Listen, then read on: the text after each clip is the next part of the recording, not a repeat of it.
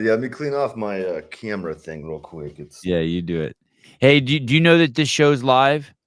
Yeah, I learned that last night through an associate of mine. So, Do you go by Douglas, or do people call you Brock? all of the above, but Brock is fine. Okay, and that's your last name. It is. Yeah, because in my head I kept calling you Brock, so that works out good. Yeah, it's easier. Yeah, did that come just early in life? Like by the time you're in second grade, everyone called you by your last name? Not quite. Actually, it was when I joined the service, because everything is last name based, and then it just kind of stuck. Really, So, your buddies in high school didn't do that? no, everything was Doug or Dougie Fresh. Oh yeah, Dougie Fresh. That's good. Yeah, that's good. Yeah. I don't even remember how you popped on my radar, but the myocarditis and pericarditis and all the heart stuff obviously is been a huge interest to me for ever since I got into CrossFit, but definitely in the last 4 years.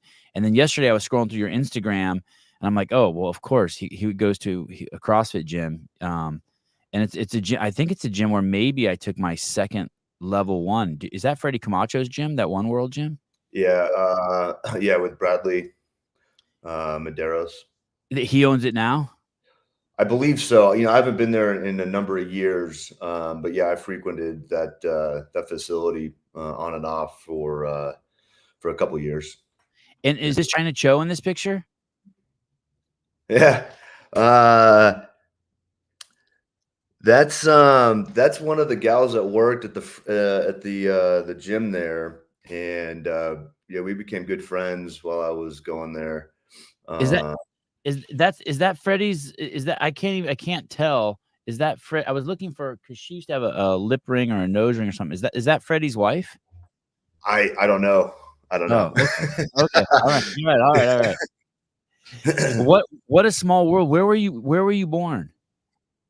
Yeah, so it's funny when we started doing all this coordination, and I found your 805 area code, and then the 925 popped up, and I was like, no kidding. So I'm from Fremont originally, and grew up between Fremont and Hayward, and spent a lot of time there in the East Bay, and then got family ties in Livermore. Spent a lot of time out there, even lived out there for a while. So I'm pretty familiar with the Bay Area and East Bay. So I worked at a Bronco Billy's Pizza Palace. Do you know that place in no. Hayward?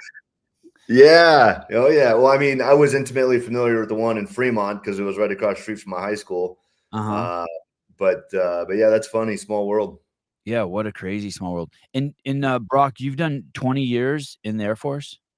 22 years this December will be officially my mark. Yeah. That's awesome. Congratulations and thank you. No, thank you. I appreciate it. Why did you join the Air Force? Why did you join the military? Well, initially, I don't know. I kind of went back and forth when I first joined, or when I expressed interest in joining, because I grew up playing, pretty high end soccer, my whole youth and childhood, and I always had this idea that I was going to continue my soccer career into my adult life, but I also had this passion for, I don't know, running around in camouflage as a kid, played in hide and go seek, doing the whole GI Joe thing as a young man. And so I was kind of like, I've always had this weird, I don't know, hidden passion to go be in the service in some capacity. And when I was in high school, we had to do a senior class project, and I decided to do my class project, or my senior project, on being a police officer of all things.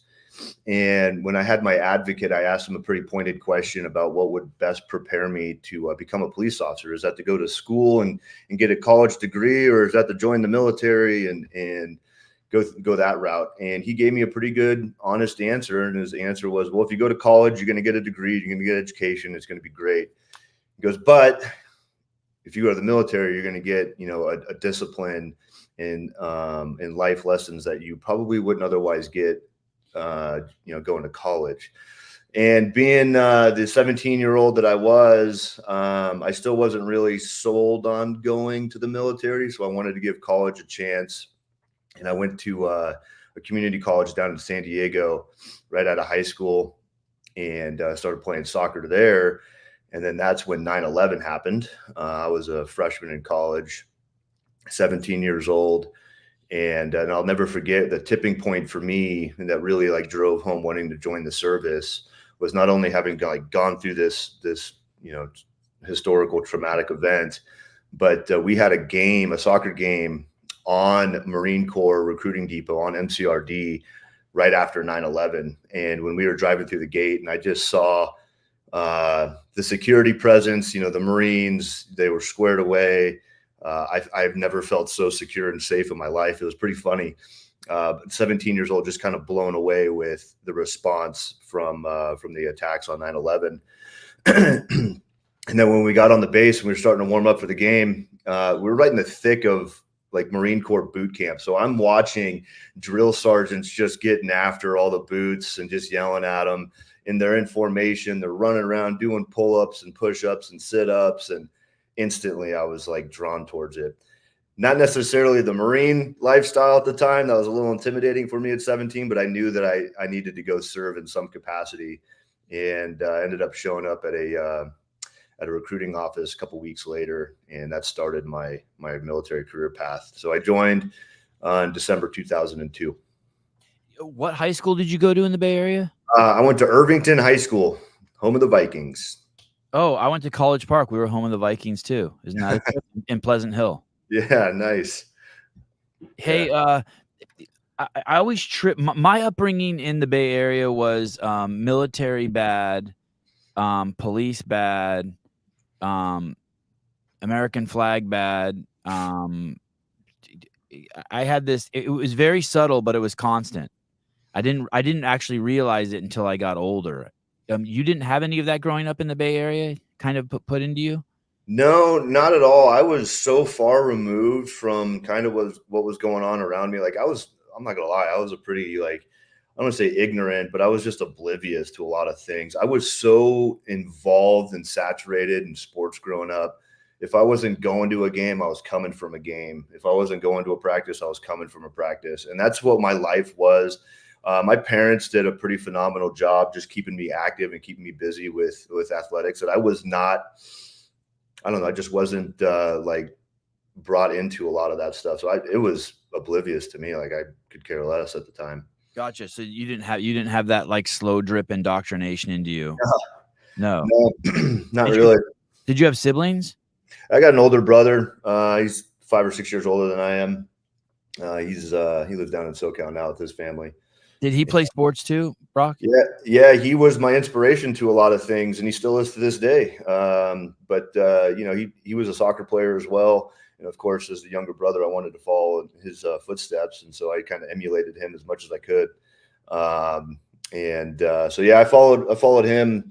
I wish I'd followed him a little bit more, in the academics of life, but that's all right. He definitely got the brains. I got the good looks. And when you join the Marine Corps, and then you switch to Air Force, or no, you go straight to the Air Force? No, I've been in the Air Force since day one, 22 years. And when you signed up, did you check in with your parents first?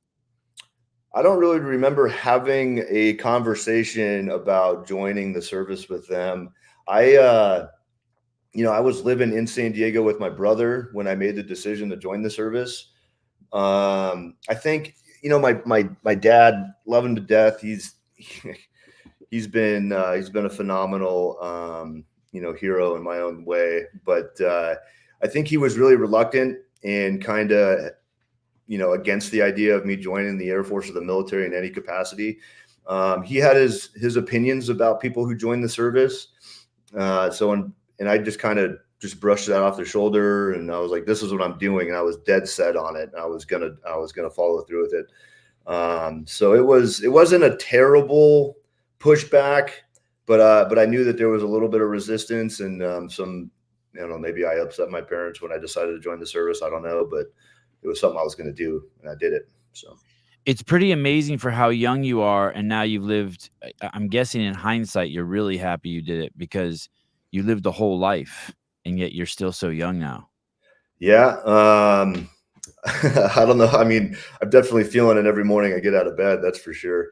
But yeah, I ended up joining at 19, and I have lived quite a bit in these 22 years doing all this. But I wouldn't change it for the world, man. It saved my life joining the service, giving me the discipline and the structure that I definitely was lacking as a young man, and changed me into who I am today for sure. And when you say it saved your life, you think you would have just gotten into some squirrely stuff? Oh yeah, being 17, 18 years old, living in San Diego and playing college soccer was that was a recipe for disaster, man. So, I mean, I had fun, don't get me wrong. Like I Yeah. enjoyed my time living on the coast and going to the beach but that was not sustainable by any means. I would probably ended up in jail or who knows where. So having joined the service was definitely a blessing in disguise. When you joined the Air Force, do you try to get on the? I'm guessing they have a soccer team. They did, and that was the selling pitch for me when I was talking to the recruiter. It was like, "Hey, man, can I play soccer for the Air Force?" And of course, his answer was yes. Uh-huh. you know, and so just kind of hook, line, and sinker, and uh, and so that was definitely a selling point for me. And when I got through basic training and I got through my first tech school, which was down in Fort Huachuca, Arizona. And then I PCSed over to Florida is when I started realizing, okay, there's a way to play, and I just got to figure this out. And so yeah, I ended up actually playing for an active duty team in San Antonio, Texas, and then went through my first very serious injury when I was playing with that team. I fractured my right patella in half during a game, and then ended up having two knee surgeries, and that pretty much ended my soccer career. So and then I just continued focusing on my military career from there. So Hey, how do you fracture your patella in a soccer game? That's the kneecap, right? it is. It's the kneecap there, yeah. And I went into a really aggressive tackle, and I'd have to try and simulate it for you and what I did, but it was just the meeting of forces and everything coming together at once, and my knee just took the brunt of all the all the force, and it just fractured my patella right in half. Did So it hit something on the other player? Your kneecap? nope, I Or was didn't. My knee didn't come in contact with anybody. I went into a tackle with my right foot, threw the ball into the player, and it was a very violent tackle. I struck the dude pretty hard, and I think just the force of the impact from the tackle just fractured my kneecap. did it I don't know. I honestly don't know how it happened. That's what I'm speculating. did it actually snap in half? Yeah, it cracked right through the center, horizontally. Wow. Yeah, and I didn't even know it was broken. I mean, the adrenaline was going through my body at the time, and I ended up finishing the half on a fractured kneecap, not realizing it. And then it was when halftime hit, when all of the adrenaline started to wear off, and I was like, wow, there's a lot of pain in my right knee. What is going on?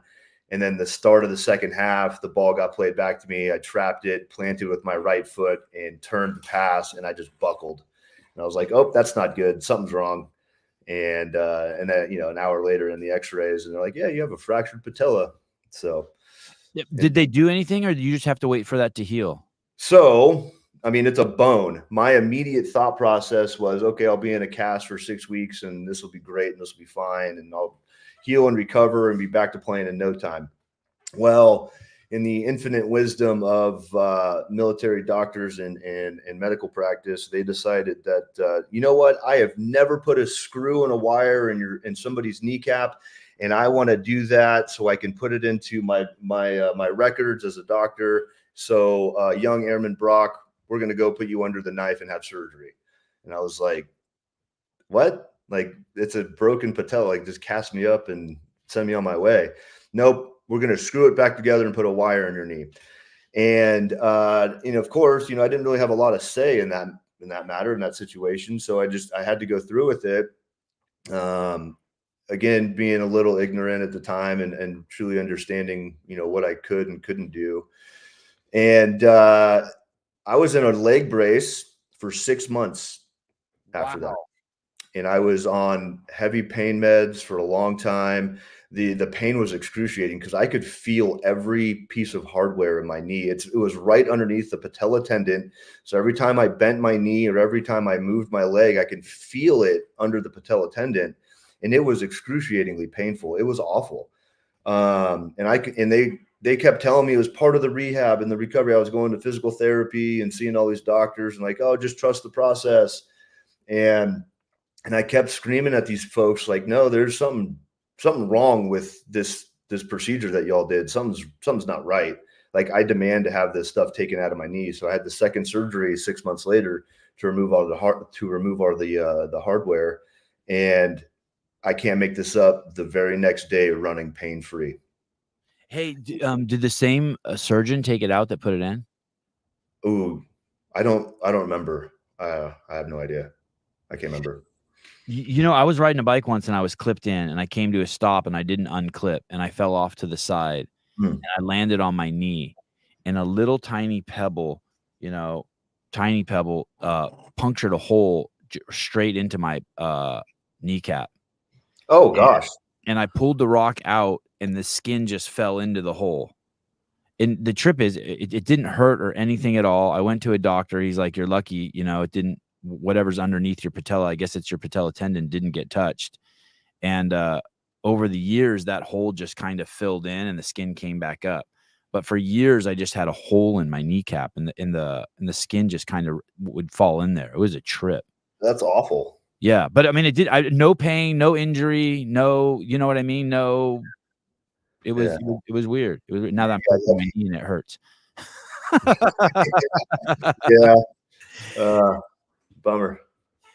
I'm not a huge fan of clip-in pedals for that exact reason. And I know some people like swear up and down by wearing clip-ins, but man, I don't know. I've been in so many bike accidents that, if I can just ditch the bike and get off the bike, the better, so. I rode for years with guys who all did clip-ins after that, and I never did clip-ins ever again. I threw the shoes away, changed the pedals. Yeah. Like, fuck it. And they would make fun of me. I'm like, I don't care. Yeah. And I guess it also depends what kind of riding you're doing too. I mean, we could probably talk about that for hours, but I mountain bike here in the Boise foothills, and I don't see the need for clip-ins, but that's just me. So. Can you take me through your journey of all the positions and things you did from going from boot camp, like and like you said that thing PS, because in 22 years, I'm guessing you have had a ton of roles. Like, quickly you mentioned you went from San Diego to Florida to San Antonio, like that. I mean, you had 3 spots just like that. Yeah. So I went to college in San Diego, and then when I joined the service, obviously basic training in San Antonio, Texas. And then when I graduated San Antonio, so I started off my military career as a what's called a signals intelligence Morse code operator. Okay. So believe it or not, there was a Morse code career field back in the day. And the school for that started off at your basic Morse code school in Fort Huachuca, Arizona. Okay. And that was a self-paced course, but it usually lasted students about a year, sometimes a little bit shorter, depending on how good you were at learning Morse code. And when you say self-paced, Brock, you mean like they're like, hey, here's the fucking book, learn this shit, and we recommend you do 2 pages a night for a year? Yeah, well, it was all computer lab training because you were literally learning how to copy Morse code. So all the dits and bops of, every letter of the alphabet to include all of the Morse code alphabet, which is, there's capital letters, obviously, but there's also lowercase letters, and those all sound differently. There's numbers, that sound differently. So you have to learn this process. And some people, there's a learning curve. Some people learn it faster than others. It's literally a whole nother language. That sounds intimidating as shit. Yeah. I didn't know what to make of it, but I was indoctrinated pretty early on in my career. And so it was like, this is what I'm doing. I must learn. I must be the best at it. That's my job. That's my purpose. Let's go. And I actually really enjoyed it. I didn't have a problem necessarily, where it became interesting is when you went to the secondary school, the cryptology school in. So I left Fort Huachuca and then went to Corey NAS in Florida, Pensacola, Florida, to go to the Center of Cryptology. This is where we learned a bunch of the higher end classified stuff of the signal intelligence, Morse code operation, if you will. But you started copying code at a faster rate, and it became a competition with you and the other airmen. How many groups per minute can you copy, and what's your copy rate, your percentage, how good could you do? So it actually turned into a pretty good challenge, with the other airmen and my peers. It was a lot of fun in some very nerdy kind of way, if you will, but I enjoyed it. And then graduated Corey NAS, and then went to my first duty assignment, which was back to San Antonio. At the time, it was called Medina Annex, which is now Chapman Annex, and I was stationed there doing my signals intelligence job, which was by far probably the coolest experiences of my life. Not necessarily because of the job that I was doing. I mean, I was in an office building with no windows on a computer for 8 to 12 hours a day. That was anticlimactic, but it was definitely the people there that made the impact on my time in San Antonio. Those people that I still talk to this day, 20 years later, I'll never forget them. Some of the greatest people I've ever met. Did you put this into practice on any missions? Like, were you ever like, I'm guessing no, not. They're like, hey, you're going to be the comms for this group.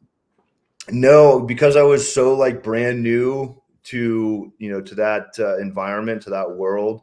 There was a lot of other senior code operators that that took the lead on a lot of things, and I would just kind of sit back and do my OJT, on the job training, going through my books, my upgrade training. So I didn't really get involved in a lot of real world stuff.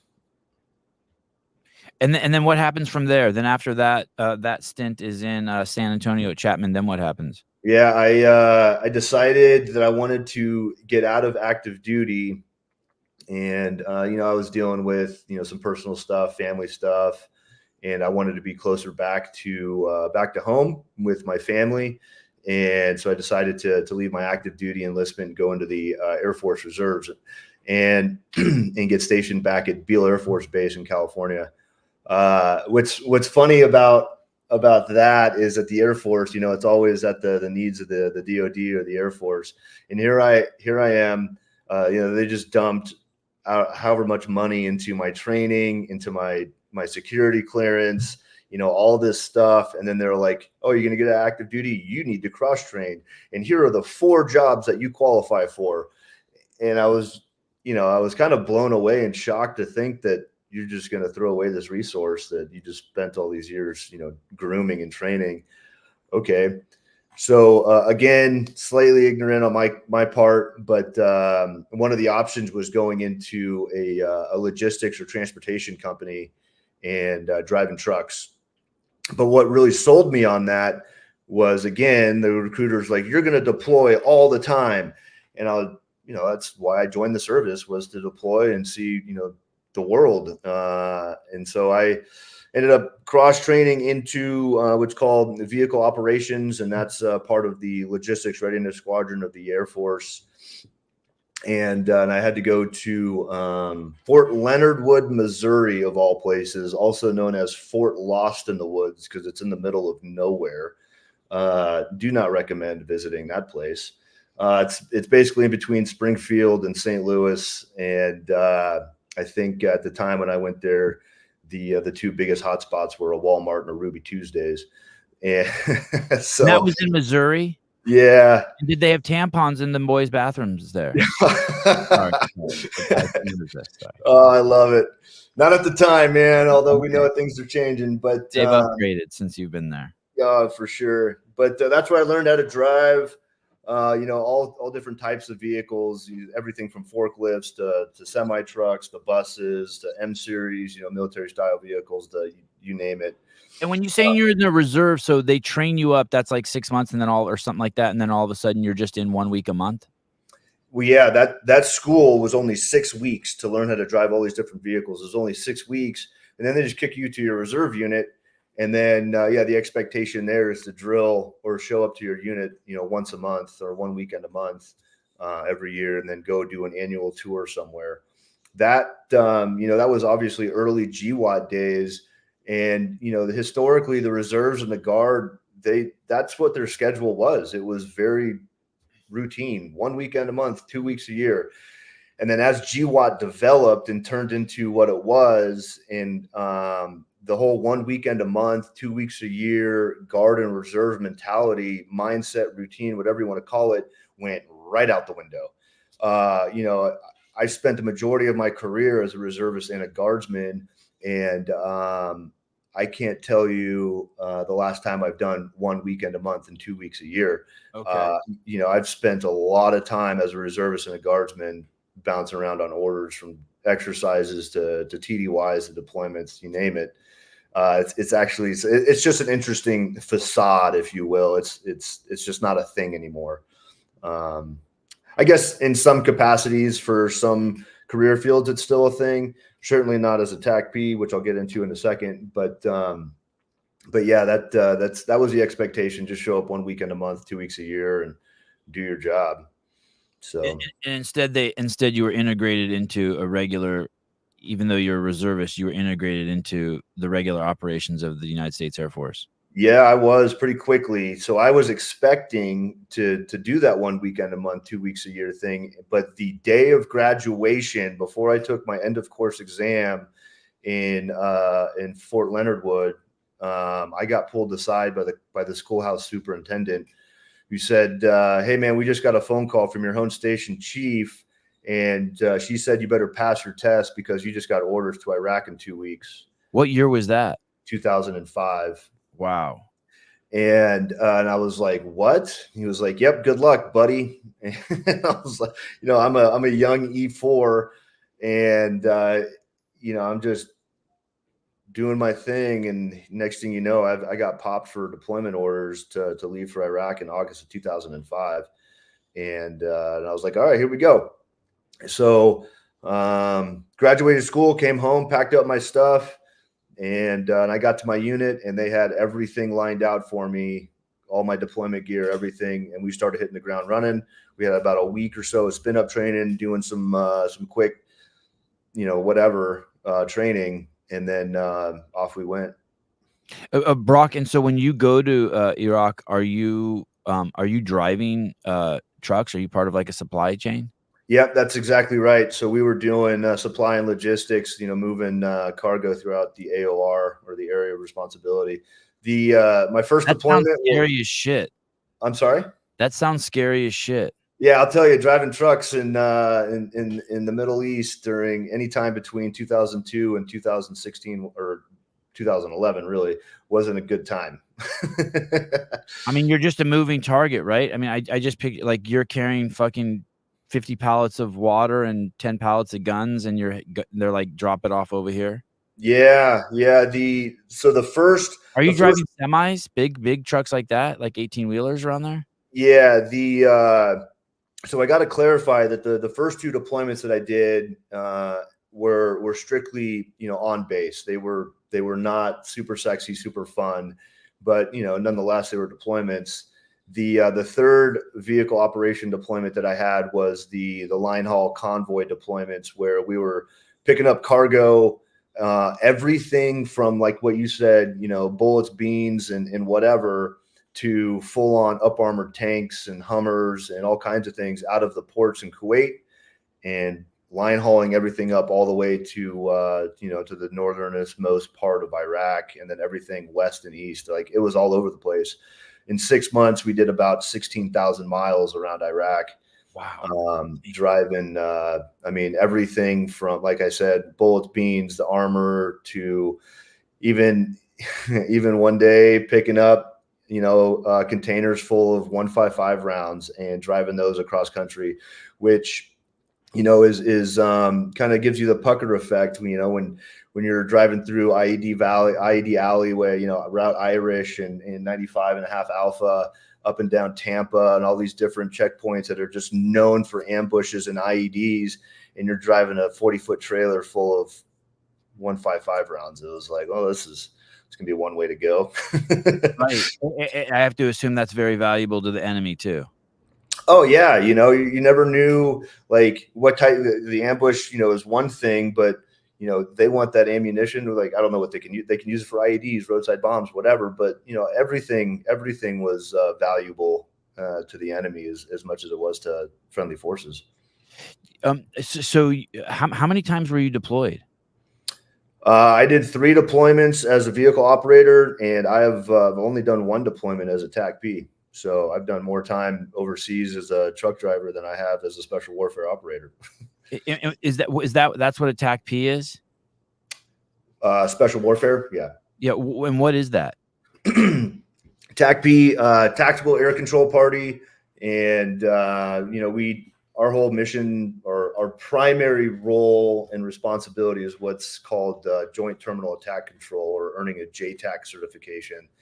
And our whole primary objective or mission set is to advise ground force commanders on the employment of close air support aircraft, among millions of other things that we do. But the primary bread and butter is that JTAC certification and in using close air support aircraft on missions.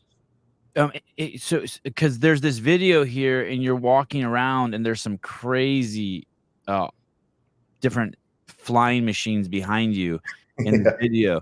There's a plane back there. I don't know what it's called, but I remember being a little kid and 60 Minutes doing a piece on it saying this is like the best plane the Air Force had. It's made of carbon. It's completely top secret. Was it called a Blackbird or something? There it is in the back there, that thing. Yeah, the SR-71 Blackbird. Yeah. Yeah, that was a pretty popular plane back in the Cold War. Is this a museum you're in, or this is where planes are actually? This is a repair shop, or what is this place? Yeah, I'm at Wright-Patterson Air Force Base in Ohio a month ago, and that is at the Air Force Museum. So the Air Force National Museum. All right, so you're not giving away any top secrets there, walking around. No, everything there is open source. It's all open. Yeah, it's for the public to come view and check out. It's a really amazing place. I mean, talk about some heritage, some history, to really understand where, the Air Force came from. It's a pretty phenomenal place. Highly recommend, even for just the normal citizen on the street, to go see and check out. It's a pretty amazing place. What state? What's it called again? Wright-Patterson Air Force Base in Ohio. Okay, so you do the deployments, moving around gear for the and when you do that, are you doing it for all the branches of the government, or just the Air Force, or do you drop stuff off to Marines and Army guys and the whole bit? Yeah, our primary customer was actually the Army and the Marines when we were picking up and moving all this cargo out of Kuwait and bringing it up into Iraq. Not only were we bringing it north into Iraq, but we're also redeploying, so picking up stuff in Iraq and then bringing it back down to the ports in Kuwait. So constantly keeping Army units in and out of the country, and that was our primary customer. What's the longest drive you did, time duration? You ever drove for like 12 hours straight? Oh yeah, that was pretty common, and it wasn't always at a high rate of speed either. We drove in 45 vehicle convoys, okay, with semi trucks. Wow. So we're talking mile-long convoys, and when we were driving, mostly in southern Iraq where it was open, we were doing 65 miles an hour, so with 100-meter intervals in between each truck. So you can imagine how long 45 vehicle convoy was. But then when you got into tighter cities, towns, we had to slow down the rate of speed to 5 miles an hour, 10 miles an hour.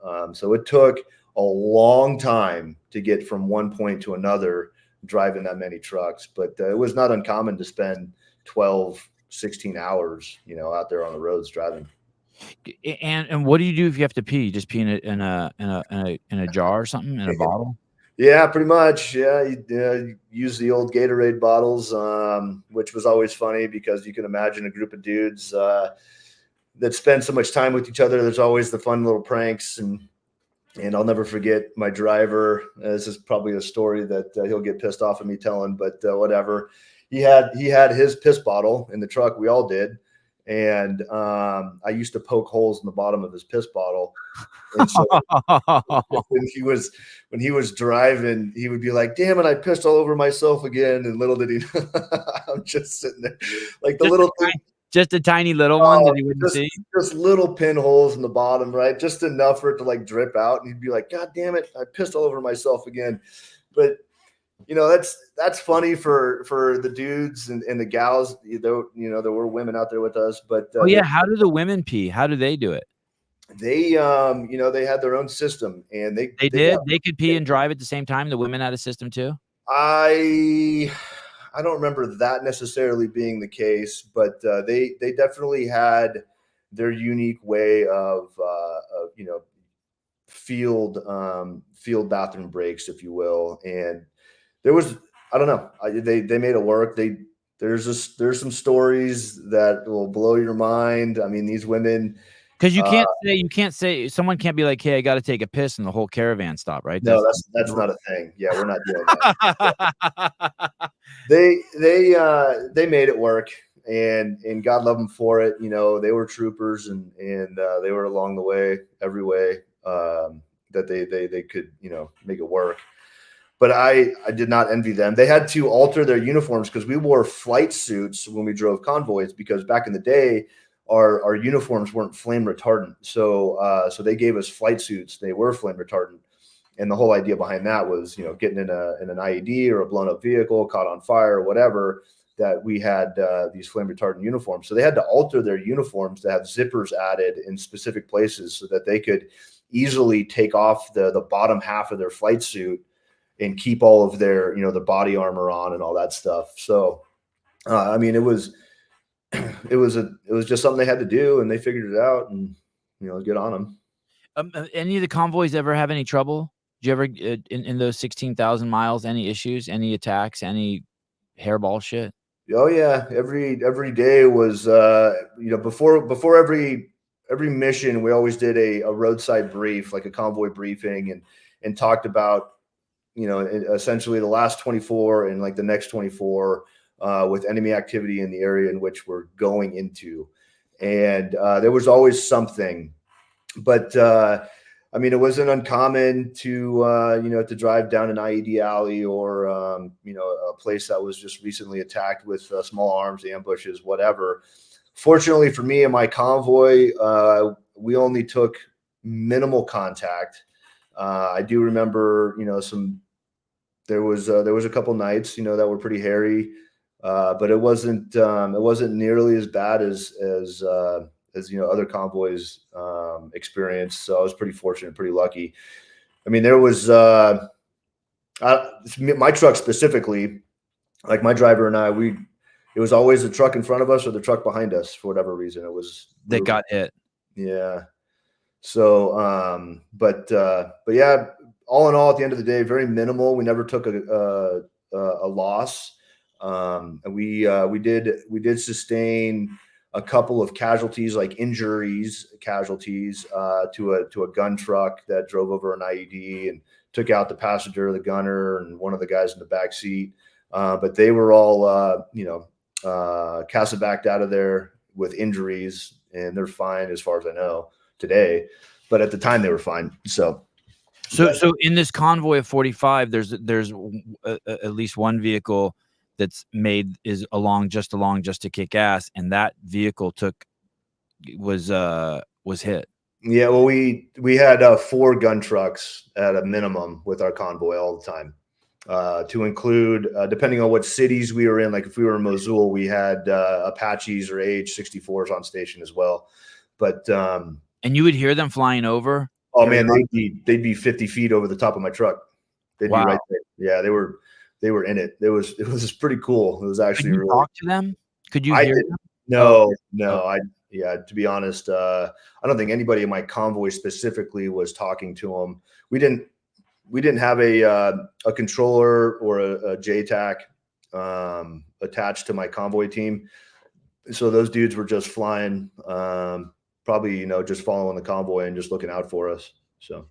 And when you say at night, there would be some things that would happen. Would you guys just stop and pull over on the side of the road and everyone just sleep out in the dirt? And then he'd be like sleep for 10 hours or 6 hours or 4 hours and we're heading out again? Well, no, we never slept on the side of the. I mean, there were days or nights, I should say, that we were doing what's called a long halt, and that could have been hours waiting for an EOD team to come out and do like a controlled dead on a roadside bomb, or maybe there was a bridge out, or something. We would do a long halt, but we would never stay and sleep overnight on the side of the road. We would always make it to the next camp or the next fob, the next cop, whatever it was. We would always make it somewhere and bed down.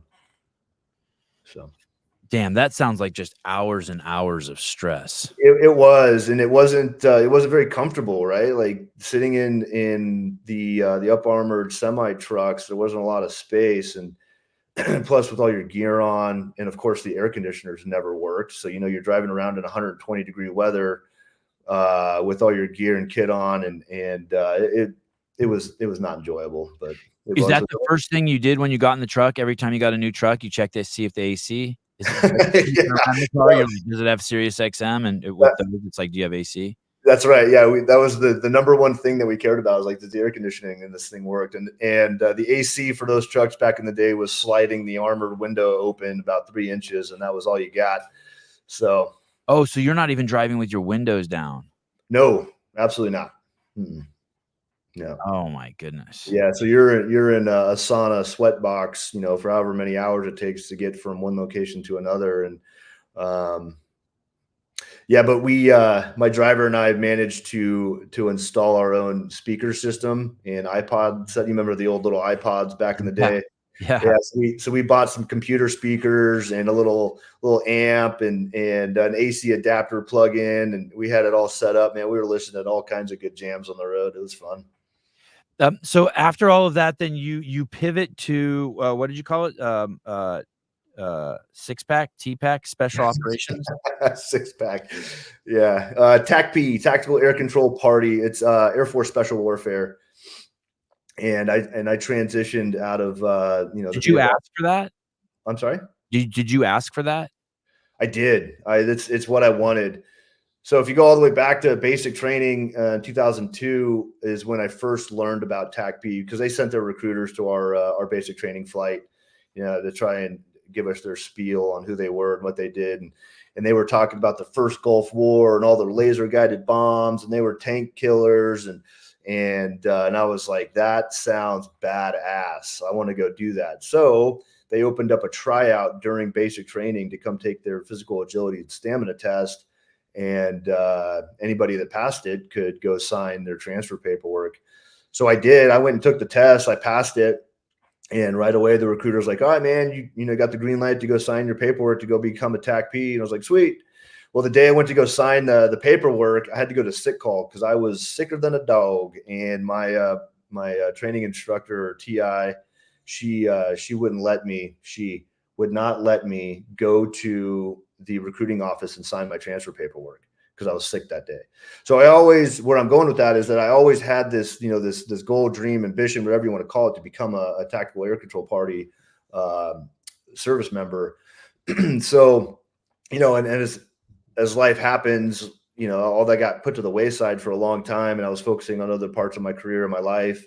And then eventually in about 2012, 2013, after all my deployments and thinking about, where I should be and what I want to be doing, I got pretty serious about cross-training into becoming a TACP, and ended up cross-training over in 2015.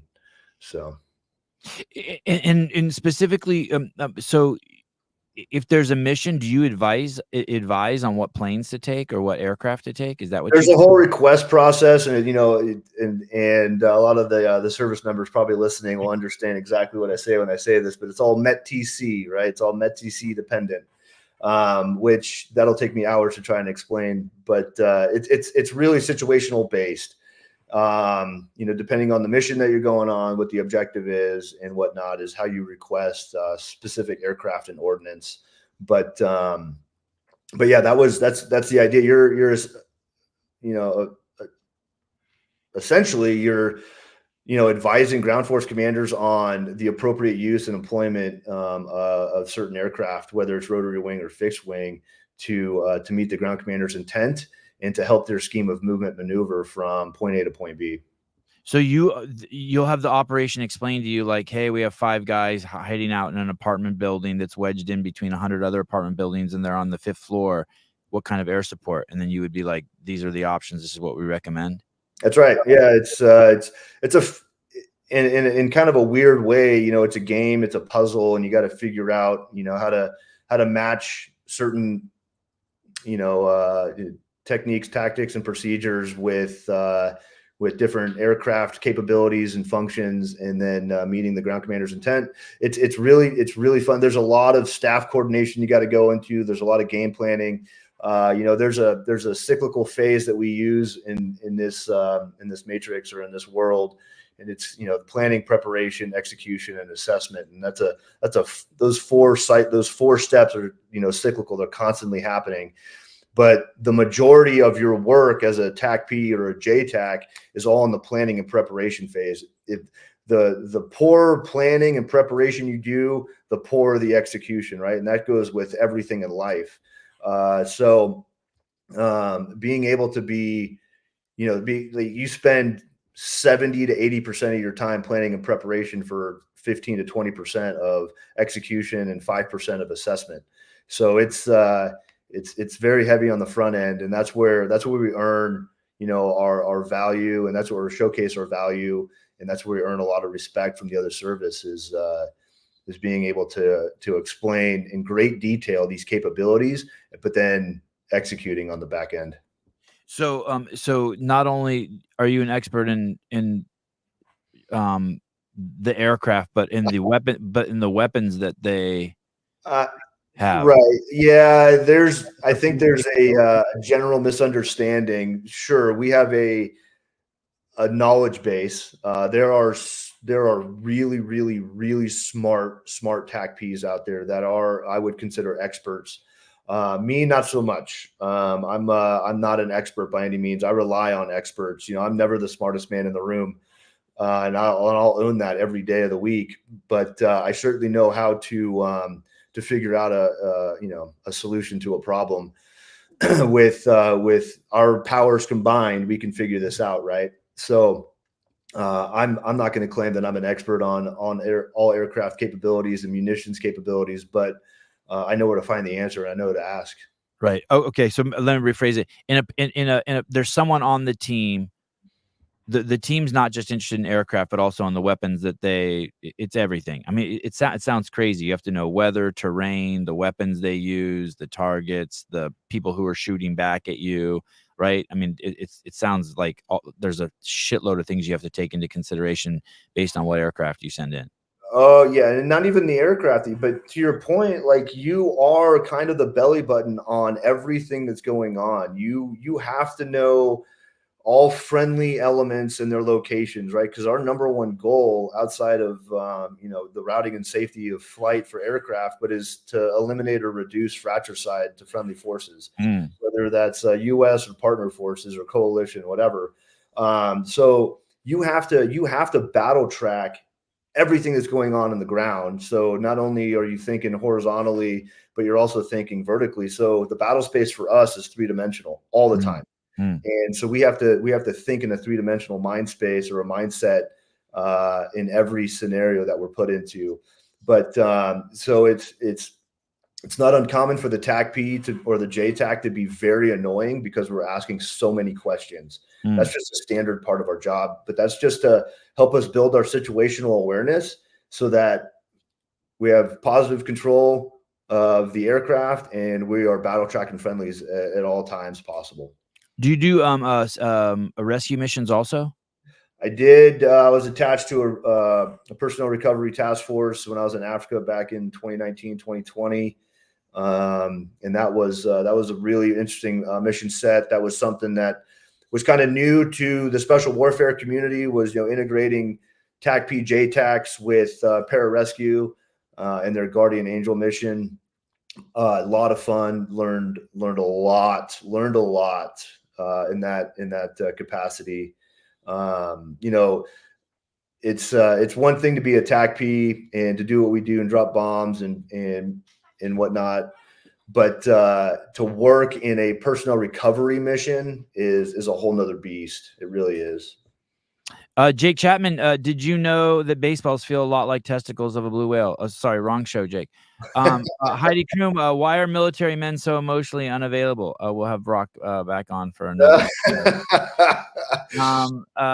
Our mustache is a disguise. Yes. Yeah, it's not. I love the questions. This is great. Yeah, dope outdoor packs. We will get to that. I'm a huge fan of the fanny pack. I'm a huge fan of the fanny pack. I always use them when I'm out filming. But we'll get to that in a second. That was kind of a surprise that you are part of dope outdoor packs. Okay. Okay. Here, this one will let him answer. Has Douglas ever played Call of Duty?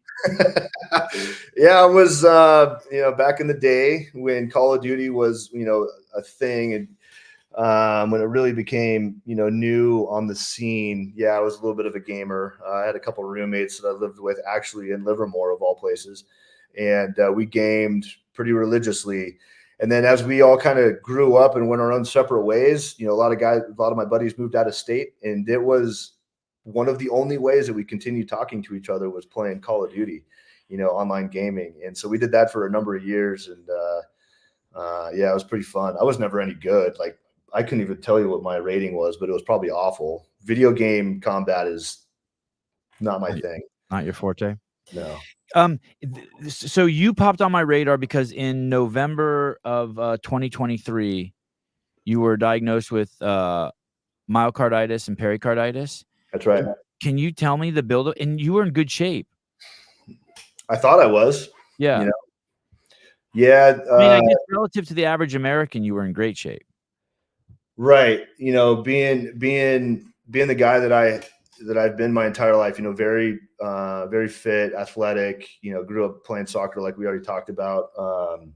But also in my 20s, I was an ultra marathon runner, trail runner, road runner, avid mountain biker, just an outdoor enthusiast.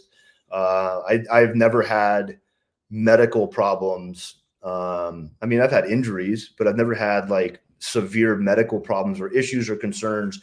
Every physical that I've ever had with my doctor has always been great.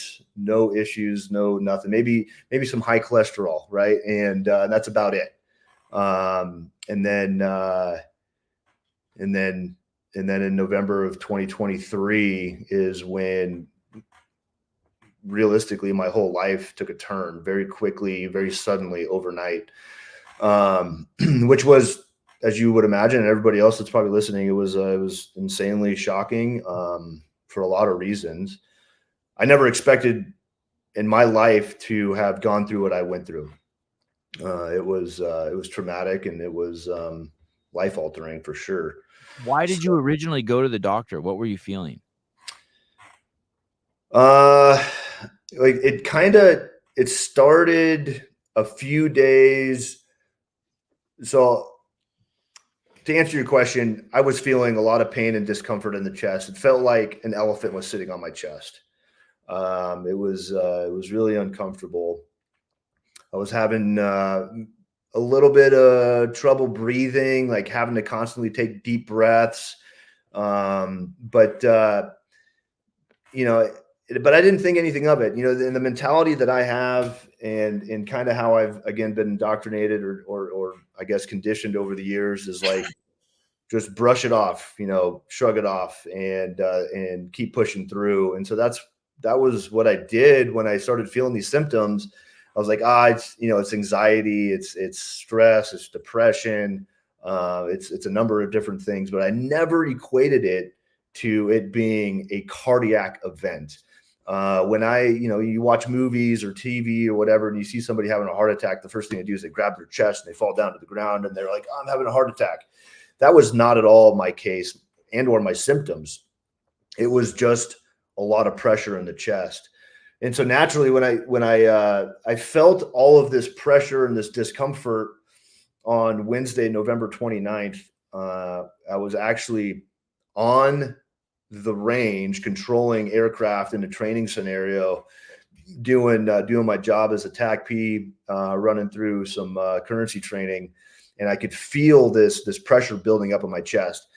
And at the time, I just thought it was anxiety and nerves from controlling aircraft. You know, it's actually it would I got that feeling for years when I would go out and control aircraft and do my job. Like, I got butterflies all the time, so I didn't think anything of it. And when we got through the training scenario, the pressure had continued building. It became worse and worse. And that's where I was like, okay, maybe something's not right. But I'm gonna go to bed. I'm gonna sleep this off, and I'm gonna wake up tomorrow. I'm gonna be fine. It's a man cold, right? That's what I kind of thought it was, a man cold, because we all know that the man cold is the worst cold on civilization. Right. So that morning, you know, when I woke up and the pressure was still persistent and the discomfort was still there, it had amplified quite a bit. But again, you know, I woke up, I made coffee, had breakfast, and didn't really think it. Drove myself to work, and that's where I started talking to a buddy at work, who his whole story is really interesting. And if it was anybody else that had told me to go to the doctors, I probably would have told them to F off. But because of this particular subject and his experience with medical issues, and when he was like, "Hey, dude, trust me, don't ignore your symptoms, go check out a doctor," I was like, you know what? Valid. I'm going to go do that. So I did. And what's really funny about all of this is, you know, I was complaining about all of this chest pain to my girlfriend at the time, about like what I was feeling. And she kept telling me, like, "Oh, it's fine. You're being a big baby, you know, whatever." And, you know, bless her soul, like, no maliciousness whatsoever. She was just like, "Dude, you're fine. Like, don't worry about it." Well, I go to primary health and urgent care or whatever. They hooked me up to an EKG, and the doc comes back and he was like, "Hey, man, I don't have the ability to further test you on what's going on." He goes, "But your EKG came back with some really interesting readings, and I highly recommend that you go to the emergency room, like, right now." I was like, "Well, that doesn't sound comforting. Like, what's going Right. on, man?" That was in the same hospital? You would just walk there? No. So Oh, urgent care is several miles away from the ER. okay. And where, again, it didn't really click that this was something crazy, you know, that it was urgent, is that they didn't call an ambulance to come pick me up. The doctor there told me to drive myself to the ER, and I was like, "Okay, well, it must be not that bad. I'm just gonna go get further testing, like, This is whatever." on a base? What's that? This is on a base? No, this is all civilian doctors, right? Okay. So being in the Air National Guard, we don't have a full operational medical facility, right? So we go see our primary care physicians in the outside world. And so I went to go see the docs at urgent care. They sent me to the VA ER of all places, and probably because they're like, "Oh, you're a service member, you're a vet, you should go to the VA." So I did, and when I got there, I got greeted at the door by like 4 or 5, you know, nurses, doctors, whatever. Like, "Hey, you must be Mr. Brock." And I was like, "How did you know that's me?" They said, "Well, the doctor from urgent care called us and notified us that you were coming. We have a room for you." And I was like, "Okay, cool. First class treatment. This is cool." And go back in. They put me in my own room, strip me down. I put a gown on, lay me down in a gurney, and then right away I got 2 IVs, one in each arm, and they're pumping me full of meds. And I was like, "What's going on?" And Yeah. like, "Well, we're going to give you another EKG, and we're going to have the doctor come talk to you in a second." And I was like, "All right." and I and I remember texting my girlfriend, and I was like, "Well, it sounds like there's something wrong. Like, an EKG just came back that's showing some weird signs.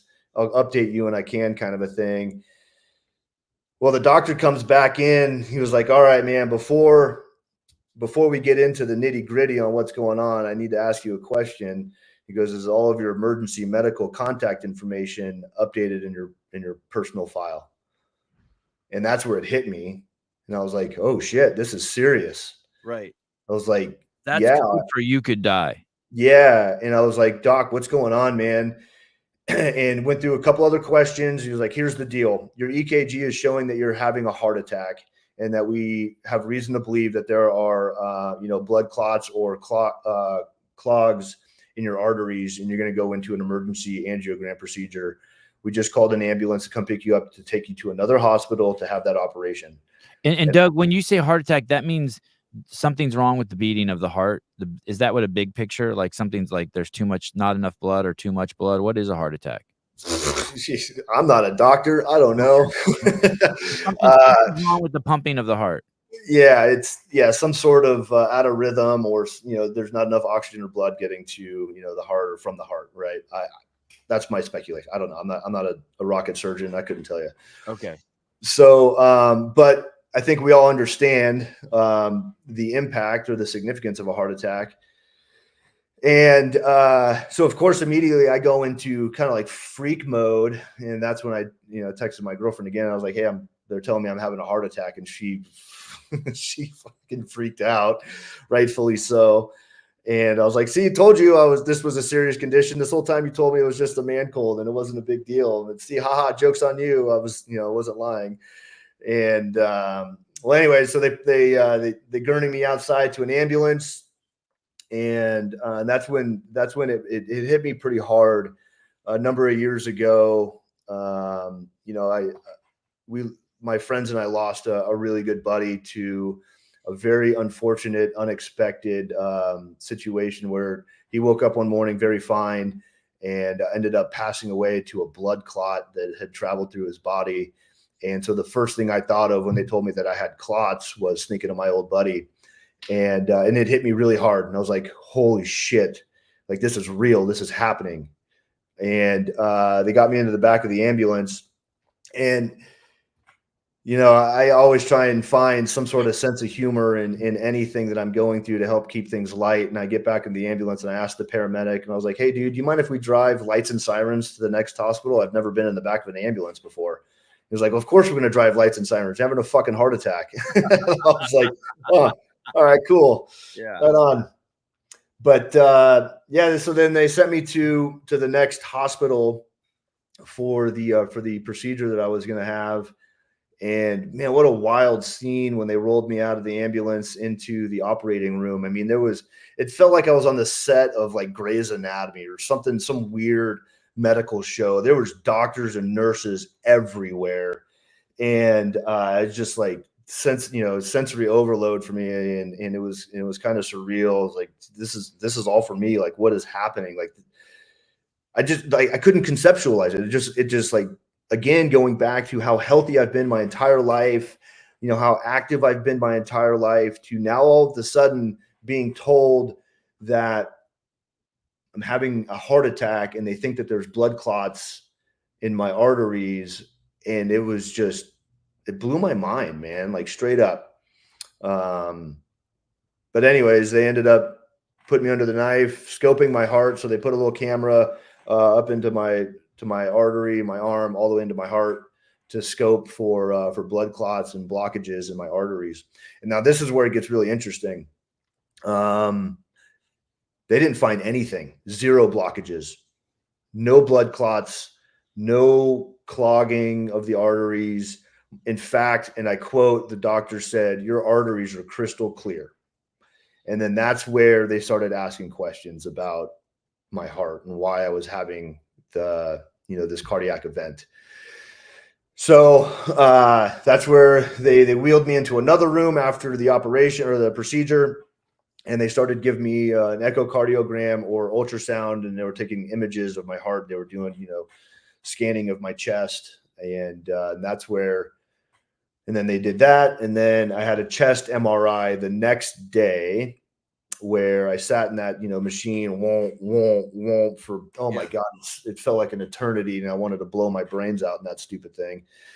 And then they left me in the hospital for the next, 3 or 4 days or whatever it was. And then I met with my cardiologist, who came in a couple of days later to basically back brief me on everything that had transpired and what their findings were and what her understanding of my situation was.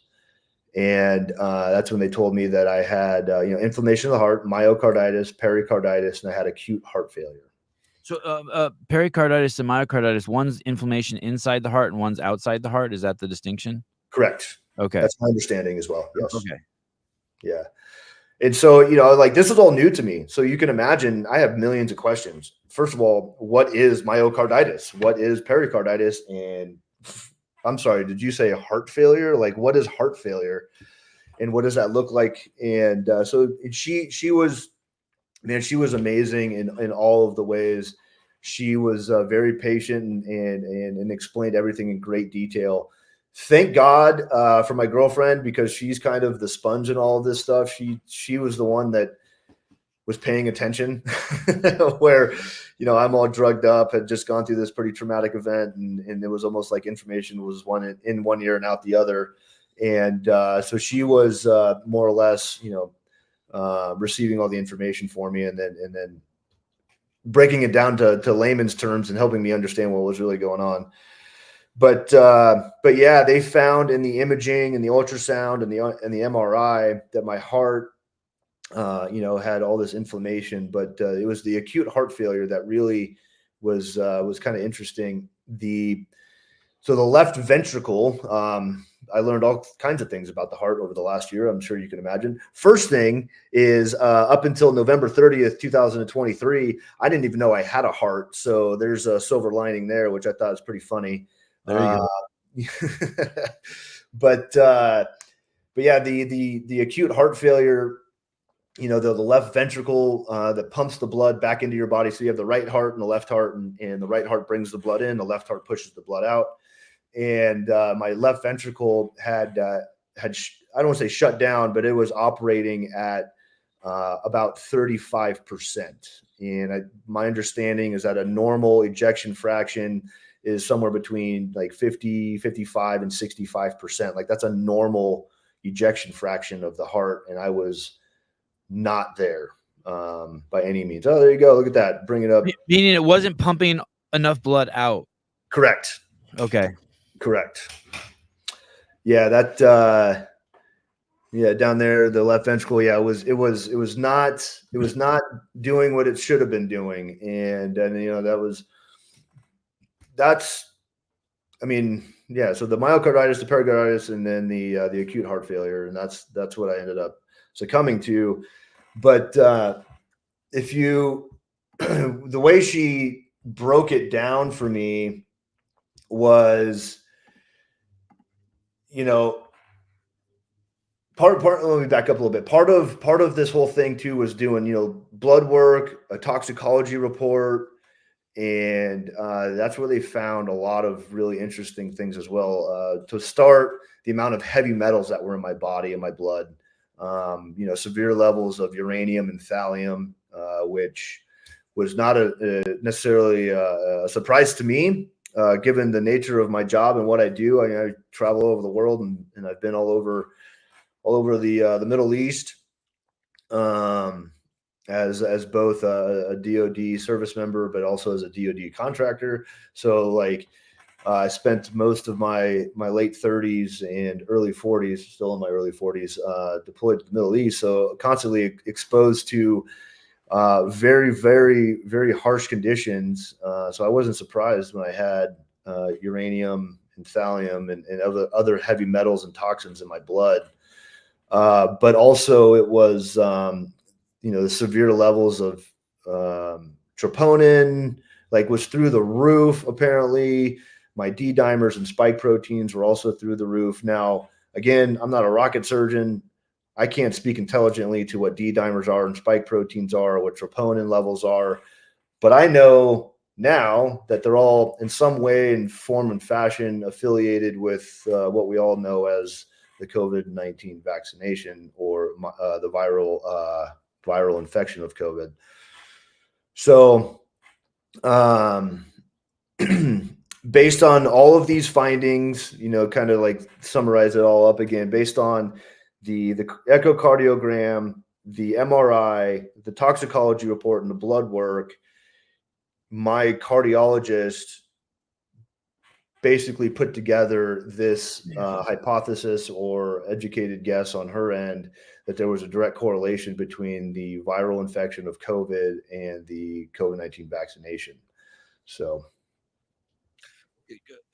sorry, a correlation between the injection and your issue, or the infection and the issue?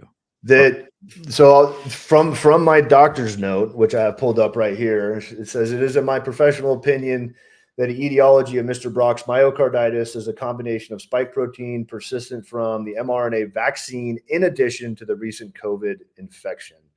So it's yeah. So it Shit.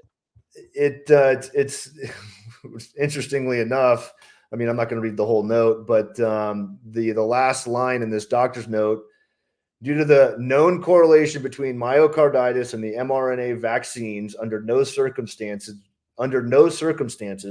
should Mr. Brock receive any further mRNA COVID vaccines. Well, fucking kudos to her. Yeah, she's an amazing woman. She really, stood her ground, and man, she gave me a phenomenal path to recovery, which I'm sure we can probably get into here in a little bit. But yeah, that was the initial response from my heart condition. Was that was the correlation, or I don't want to say like the 100% certainty that that's what caused my acute heart failure, myocarditis. But I mean, she's a doctor. Let me tell you, let me read you what you wrote on your Instagram. I don't believe in coincidences, and the rise of myocarditis and other heart issues over the past 3 or 4 years is wild to me, especially for a dude like me. I should have never been put into this position. But when I text you, you seemed more standoffish about it. Well, to be completely honest, that was like, who is this dude?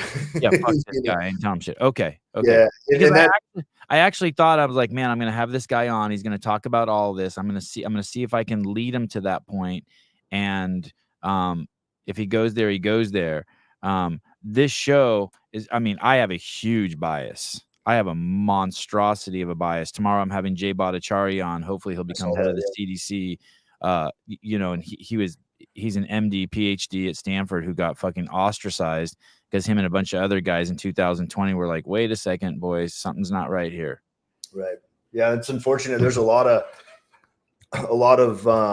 very prestigious doctors, medical professionals that just kind of got shunned after all of this for standing up and for what they believe, and they're, it's unfortunate that we've gotten to this point, where we can't trust medical professionals in some capacity.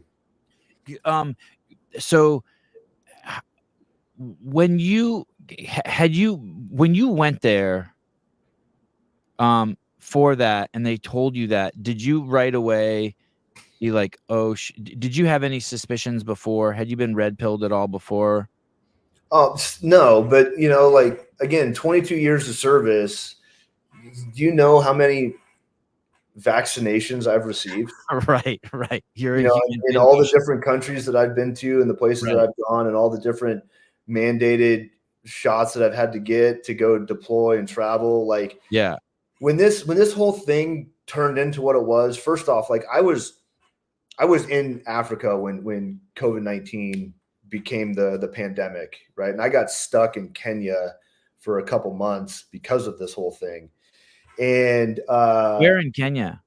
Off the coast or on a boat? Or no, I was on the east coast of Kenya.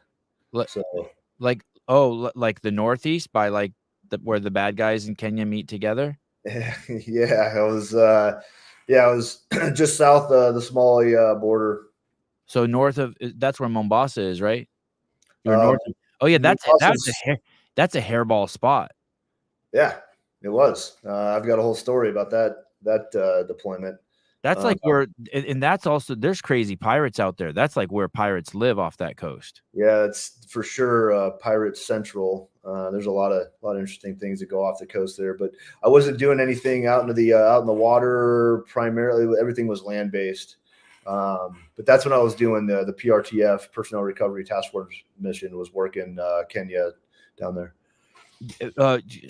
let's pause the vaccine talk for a second. No shit. So were you involved with? Can you talk about that? Were you involved with rescuing people out of Somalia? Not Somalia. I'll kind of this whole. I remember that back then. I was going back and forth to Mombasa maybe prior to that, and it was fucked up over there. I remember if they said, "Hey, if you go north of Mombasa, you're on your own." Yeah, it's when I was deployed to East Africa, talking to some people like, "Oh yeah, I'm going to go to Kenya for vacation," and I was like, "What the fuck are you doing? Yeah, like, why would you come here?" So. And I also had a different lifestyle out there, and I was only seeing the bad necessarily, where everybody else is seeing the good. And they're like, "Oh, Al-Shabaab or something." What was the name of the group up there? Yeah, Al-Shabaab was one of the heavy hitters up there. So this deployment that I was on, I was attached to what's called the East African Response Force, or the ERF company, and they were the 101st Airborne 2 to the 506 of all units. And we were stationed out of Djibouti. Now, traveling a couple thousand miles to the southeast down into Kenya, there was a small camp there called Camp Simba. And this was, not by definition in a quote unquote combat zone. And it was kind of a hidden little gem, but it was an airfield that housed very, very significant DoD assets, civilian contractors, and some other prestigious military units out there. So the morning of January 5th, 2020, Camp Simba was attacked by Al-Shabaab, where they basically overran the airfield. It was a ground assault force that went out there, RPGs, small arms, and basically attacked every air asset on that airfield. It was a pretty sad day in a lot of ways, as you can imagine. But an Army specialist lost his life, and then 2 civilian contractors also paid the ultimate sacrifice that day. So it was a pretty wild attack that alerted my ERF company up in Djibouti, and we got put on the QRF, or the Quick Reaction Force, out of Djibouti, put on a C-130, and then we're flying down there, got stopped in Somalia, and we landed there. And the part of the reason why is because they were still uncertain on what the airfield looked like, and they weren't sure if we could land our C-130 on the airfield there. Yeah, there's Camp Simba, all right. So if you look at the right image, you see the airfield on the left side. Number 16 on it, the big long. Yep. Okay. Yeah. So the south end of the airfield you can't see. It's in the top right corner of that right picture, and that's where the attack started from. Where on foot Al-Shabaab was moving south to north up the airfield, and they ended up just neutralizing everything there. I mean, we're talking all air assets, the fuel bladder. So that big smoky plume that you see there, that's the fuel bladder for all the air assets that got blown up. And then, but so when I talk about air assets that are down there, there was all contract air as far as fixed wing and rotary wing, I believe. But the fixed wing was ISR birds, so your intel, surveillance, and reconnaissance assets. And then you had fixed wing personnel recovery assets. These guys would transport medical personnel or people needing medical aid in and out of country by fixed wing. And when Al-Shabaab attacked, they took out all of that stuff. So I'm kind of jumping around here. I apologize. No, that's okay. This is a great story. Yeah. So when we QRF down there, from where? Oh, from Djibouti. Yeah, we left Djibouti, landed in Somalia, waited. We were on standby until we found out that the airfield was clear. We could land down there, and so we got back on the C-130 in Somalia, and then flew down to Camp Simba, which it's that whole situation, it kind of seemed surreal to me as well. It was pretty interesting. It was like, cool, we're going to get on this big old plane and go land on an airfield, where there's RPGs and small arms, and we're just this flying potato with wings. It's going to be pretty easy to see us. We're just a sitting duck. But we all got on the bird and we flew down there, and we got boots on ground and immediately linked up with the units that were there on the ground, who I have to give a ton of credit to in thwarting al-Shabaab throughout the day. There was 2 units specifically that were on Camp Simba, and thank God that they were there, that took the fight back to al-Shabaab. I'll leave them unnamed, but they, without fear or hesitation, rallied the troops and the masses, and they went down to the airfield and did their job correctly and appropriately, in my opinion. And without them being there, there's no way my QRF was going to get down to that airfield at all. So we ended up linking up with those guys down there, doing a handover. And for the next 2 weeks, well, really the next 5 or 6 days, I was controlling U.S. air assets 24/7 around the clock, doing surveillance and reconnaissance on the airfield, making sure that another attack wasn't going to happen. So I didn't get much sleep those next 5 or 6 days, but we slept on the airfield, on cots, occupying and seizing the airfield, and creating some stability there. And then we started landing. So I ended up spending like 2 or 3 weeks down there, and we started landing more C-130s down there to bring in reinforcements.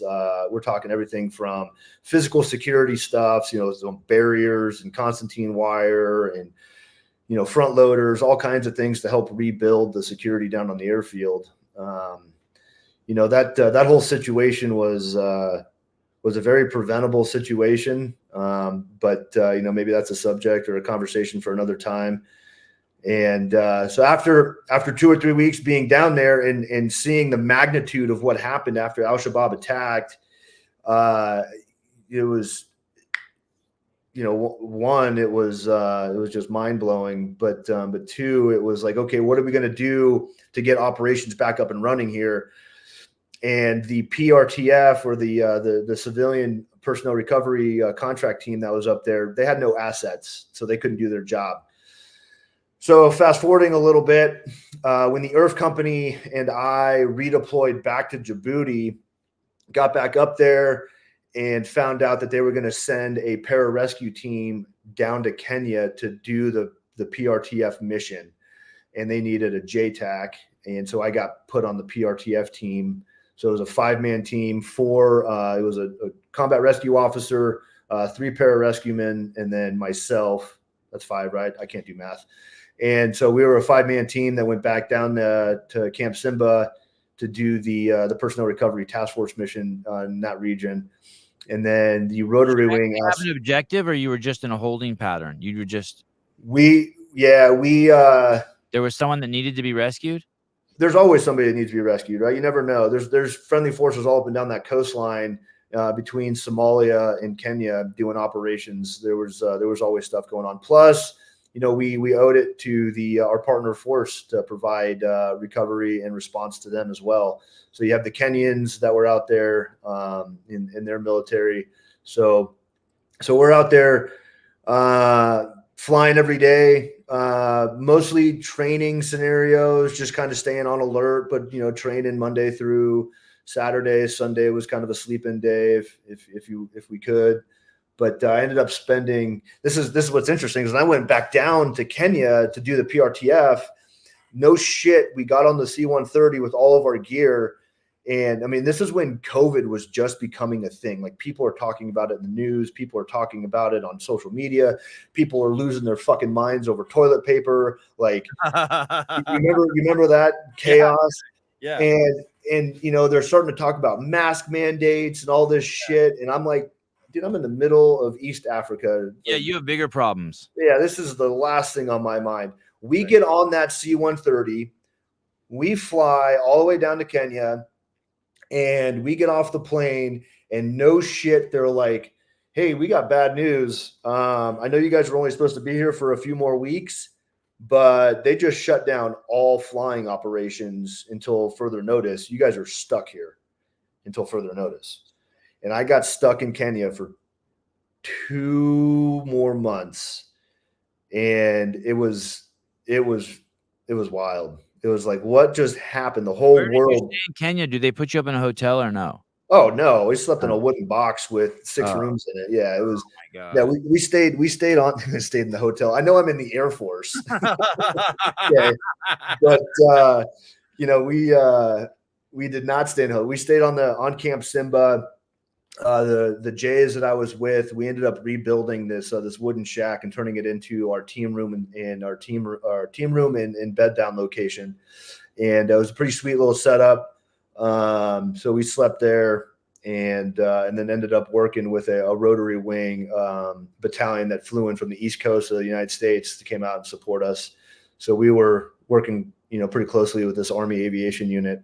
And and man, just listening to social media and whatever news that we could get, and just watching the world lose its mind over this pandemic. It was weird because I'm literally stuck in the middle of a jungle, in the middle of nowhere. The closest town is, I don't even know how far away from me, and I'm in kind of like the best kept secret of the world right now. You know what I mean? Like, I am isolated. I'm completely isolated.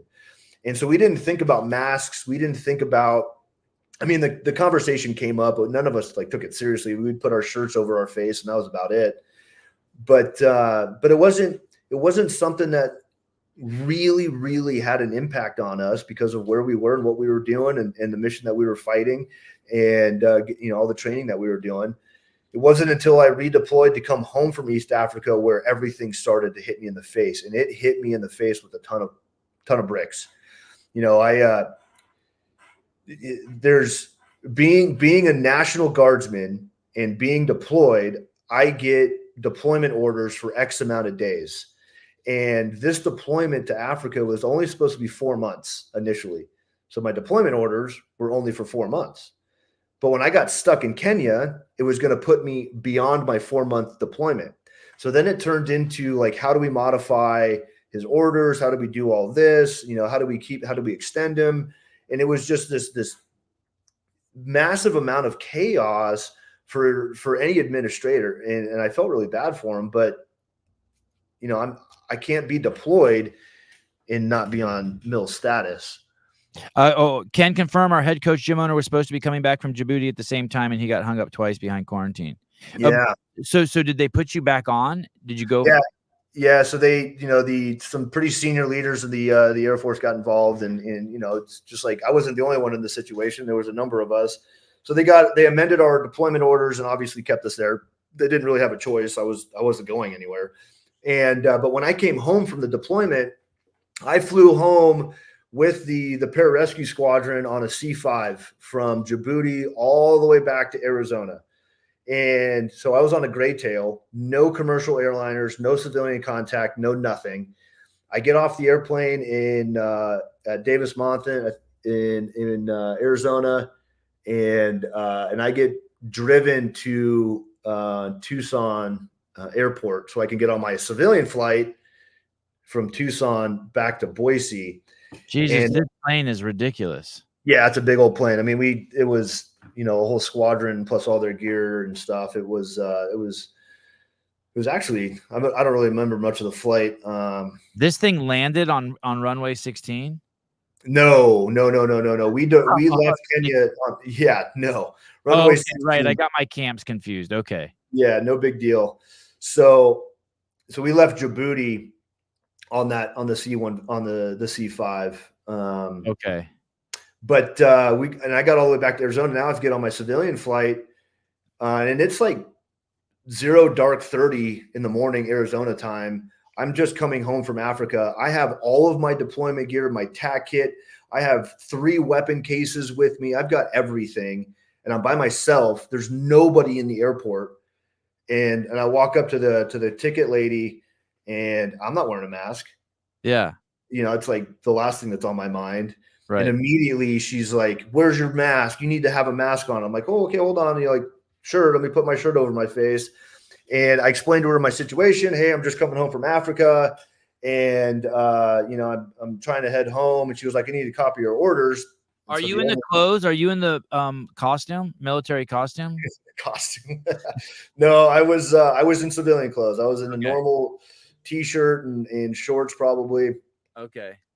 And the only set of orders that I had on me were my expired deployment orders because I got extended on the deployment. So I give them to her, and immediately she starts accusing me of falsifying documents or providing expired documents. Is this a lady like at the United Airlines counter? Yes. Well, Some airline? it was. Yeah, I don't want to say it. That's but, crazy, dude. Yes, she started like basically calling me a liar. My husband was in the military, and I know what orders look like, and these aren't real orders. And I'm like, lady, I literally just got off of a C5 from Africa. You should have blown a snot rocket of dust on her table. I was like beside myself, like, what is going on? And then she had the audacity to call the airport police on me because I had weapons. Okay. And I'm like, what just happened? What is going on right now? And these cops show up and they look at me and they're like, oh, clearly this dude's in the service. Like who, obviously. And so now I'm trying to explain to the cops, I'm trying to explain to the ticket lady what's going on. And all I keep hearing about is I need to have a mask. And I'm just like, oh my God, what is with this fucking mask thing? What is going on? I just got off a plane. I'm fucking tired. I just want to get home. I haven't been home in 7 months. Like, give me a break here. They finally got you out of there? They finally got me. They gave me my tickets. They got me on the plane. Guns from you? Well, no, I mean, I checked everything. Yeah. And but then what's funny was I was at the gate getting ready to board my plane, and on the loudspeaker intercom thing, oh yeah, paging Mr. Brock, please dial whatever extension from the closest service phone. Oh boy, now what? So I call this number, and they wanted the combination to all of my padlocks on my weapon system so they can inspect them before flight. It's like, whatever, here you go. Just make sure that all the weapons get home, please. Like, that's all I care about. But then, yeah, I got home eventually, greeted by some dudes from the unit, and then immediately put up in quarantine in a hotel for 2 weeks. Where, what an experience.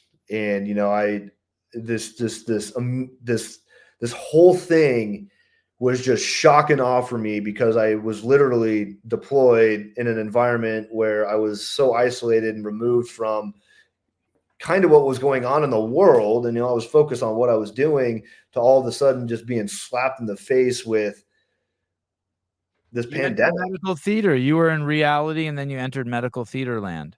Yeah, yeah, exactly. And I mean, even to this day, I have a hard time thinking about everything that transpired and what this world went through. I couldn't catch up. I could not catch up. I was so behind. And eventually, when I got off of my R&R and I went back to work, that's the other thing is when I went back to work, I went to a school in Germany. So I went right back overseas into Germany and spent time over there for 4 or 5 weeks, whatever it was. And I had to quarantine for 2 weeks in Germany before I could even start my class, which, whatever. When do they give you the first injection? What year is that? February of 21 is when they gave us the first shot. And then are you hesitant at all at that point, or no? It's just another thing that they do to you. I went back and forth. It didn't seem like as much of a big deal to me as it did for other guys. I didn't surprised it was a big deal for some guys. Were you like, what's going on, dude? They've already pumped us up full of a ton of shit. Why are you tripping? 100%. That's exactly where my mindset was. I was like, dude, like, who gives a fuck? Like, you've been shot with so much shit. Like, why do you care? Yeah. And boy, knowing what I know now, I wish I had, kind of stood my ground a little bit. But, these dudes were adamant about not getting it. And I just why this is the hill you're going to die on? Like this, you're going to, potentially get kicked out of the service over this, over a shot. Right. Really? And, but yeah, they were onto something where, again, just me being the type of person I wasn't researching it. I didn't know. And it's like, Did cool. you feel anything from the first shot, Brock? I don't remember any immediate side effects, other than like maybe a cold here and there. It wasn't anything crazy. Nothing significant comes to mind. And then how many boosters have you had? Only one. And do you remember anything from that? After the second shot, I couldn't stay healthy. I was sick and when I got sick, it was like bedridden. I'm fucking dying. What year was that? Oh man, that was, Same year? yeah, it all started pretty heavily in 2022. 2023 was probably the worst year for me being sick. Yeah. What a trip. And why do you and then you went silent. You went social media silent for like 10 months? Yeah, I did. Yeah, I just shut down after I found out, what the potential correlation was. Man, I was so afraid of what I was going to say because I'm still in the service, I'm still in the guard, and I didn't want to say anything that was going to jeopardize my career, throw any shade or bad light on anybody. So I just felt it was best for me to just completely remove my personal account. I still kept my business account, of course, because business is business. Right. But like on the personal side, man, I was really, really afraid of I was pissed. I still am pissed. So when you say you were afraid of yourself, that you were just gonna fucking just go scorch earth. Yeah. Yeah, I was. I don't know. I almost lost my life over this whole thing. And this is a condition I have to live with for the rest of my life. And, oh yeah, there's my fanny packs and some shirts. Yeah. So this is my business, this little side hobby that I do, dope outdoor packs. Yeah, this whole idea actually stemmed from my Africa deployment, doing the whole fanny pack thing. So, which has been fun for me. There's a little workout video, and part of the the reasoning behind the workout videos is like, dude, it's not the working out. Hey, look at my form, my function, my ability. Like, it's not about that. It's the story of my rehab and recovery and everything that I've come, that I've came through. That I'm back in the fight and I'm training and working out again. And to me, that's really important.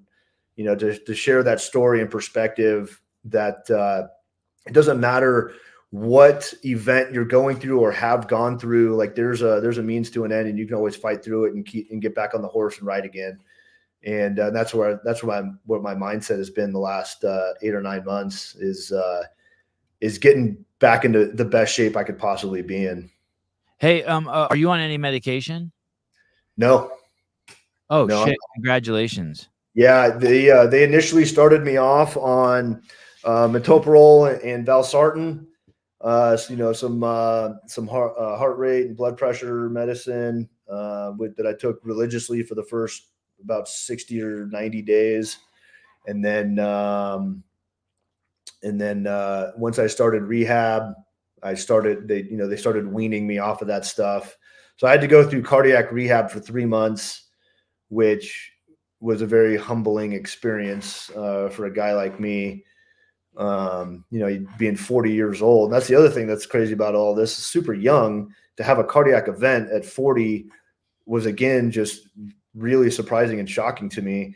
So when I showed up to cardiac rehab, it was a class of like 15 or 20 of us. And I am by far the youngest by 30 years, and everybody was like, "What are you doing here, man?" I'm like, "Well, I had an acute heart failure and myocarditis. And so here I am rehabbing my heart."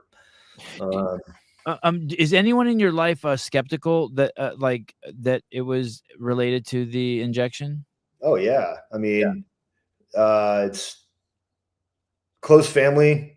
They You know, I love my family to death. I love my dad. I love my mom, stepmom, stepdad, like all phenomenal people. But you know, they're believers in the vaccination, and they're all into it, and I respect that. I totally do. That's their life choice and that's their decision. And then when I got discharged from the hospital, you know, I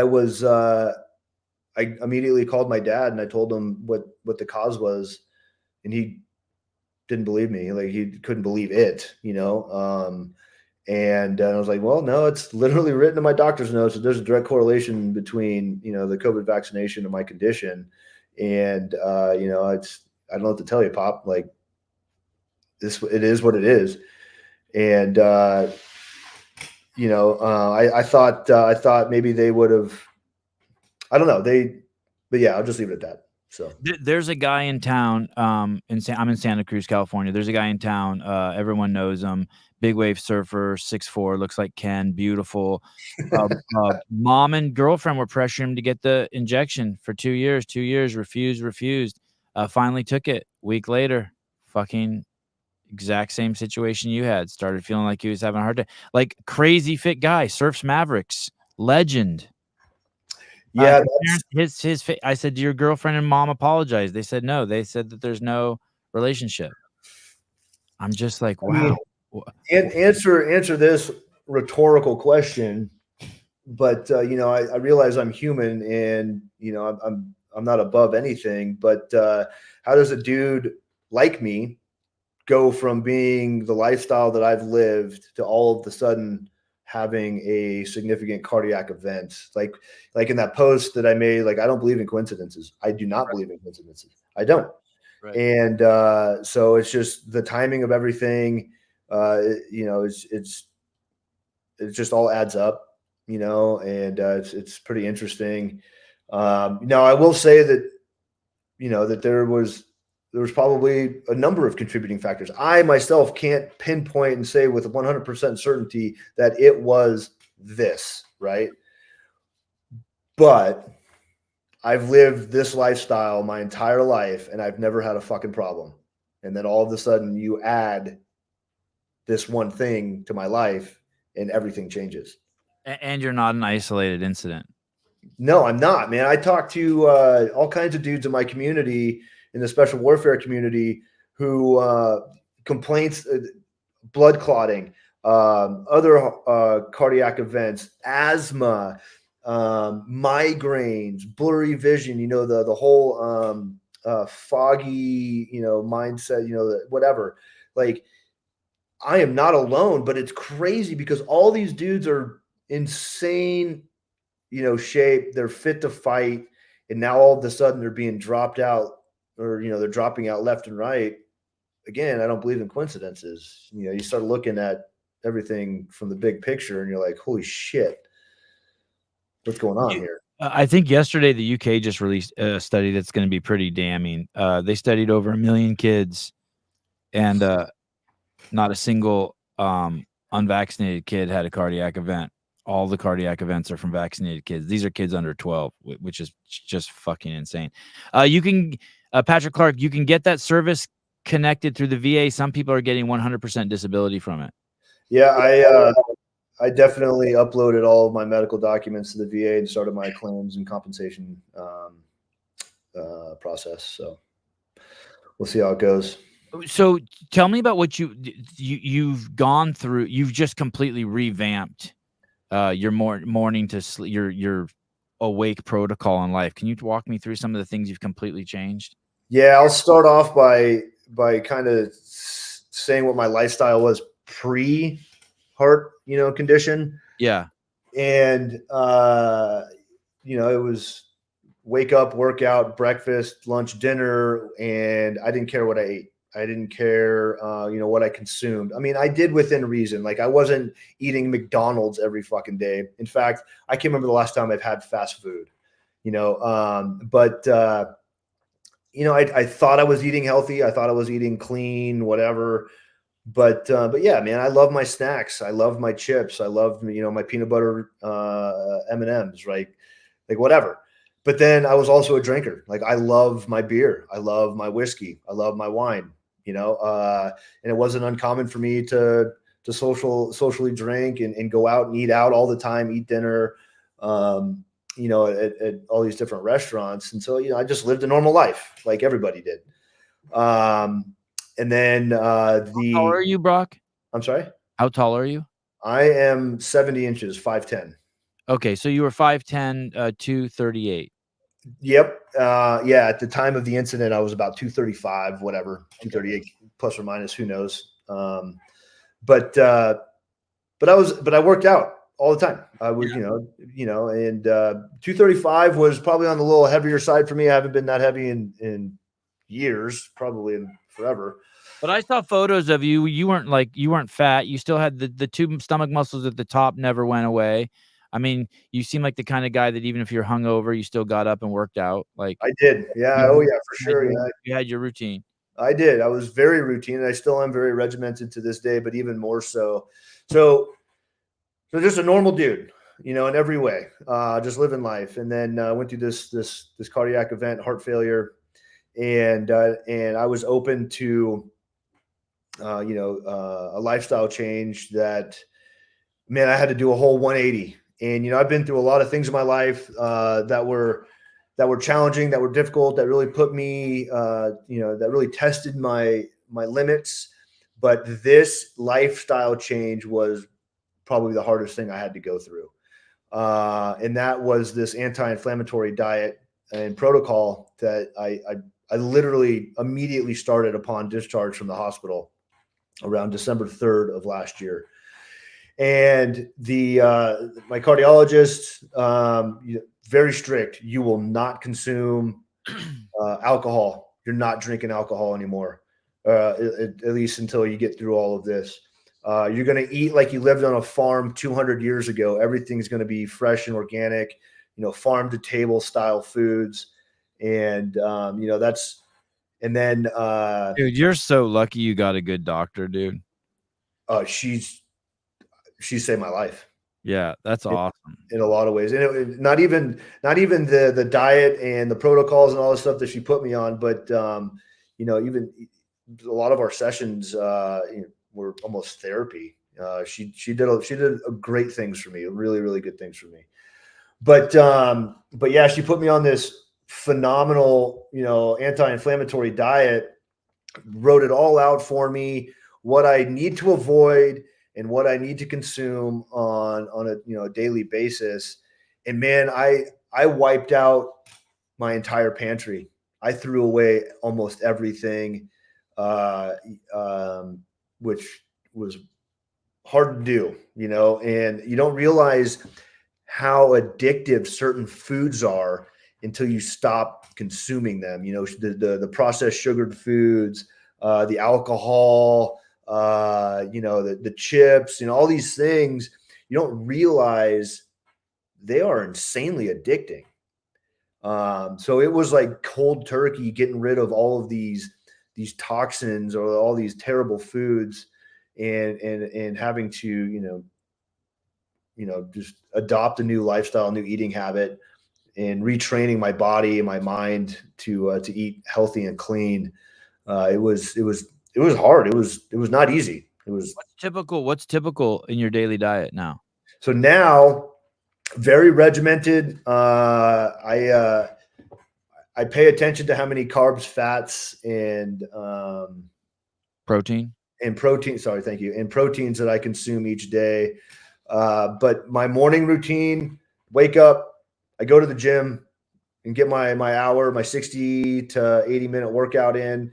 Come home, a couple cups of coffee, and then I have my Doug Brock special, which is 2 eggs, 1/3 cup of egg whites, either lean ground turkey or lean ground beef, and a couple pieces of bacon, all scrambled up into a little scramble. So that's my breakfast, and then a protein shake post workout as well. But and then my lunches, and this, like, I have zero affiliation with this company, zero affiliation whatsoever. But this is a meal prep company that I go to, and I love them. Is the Icon Meals.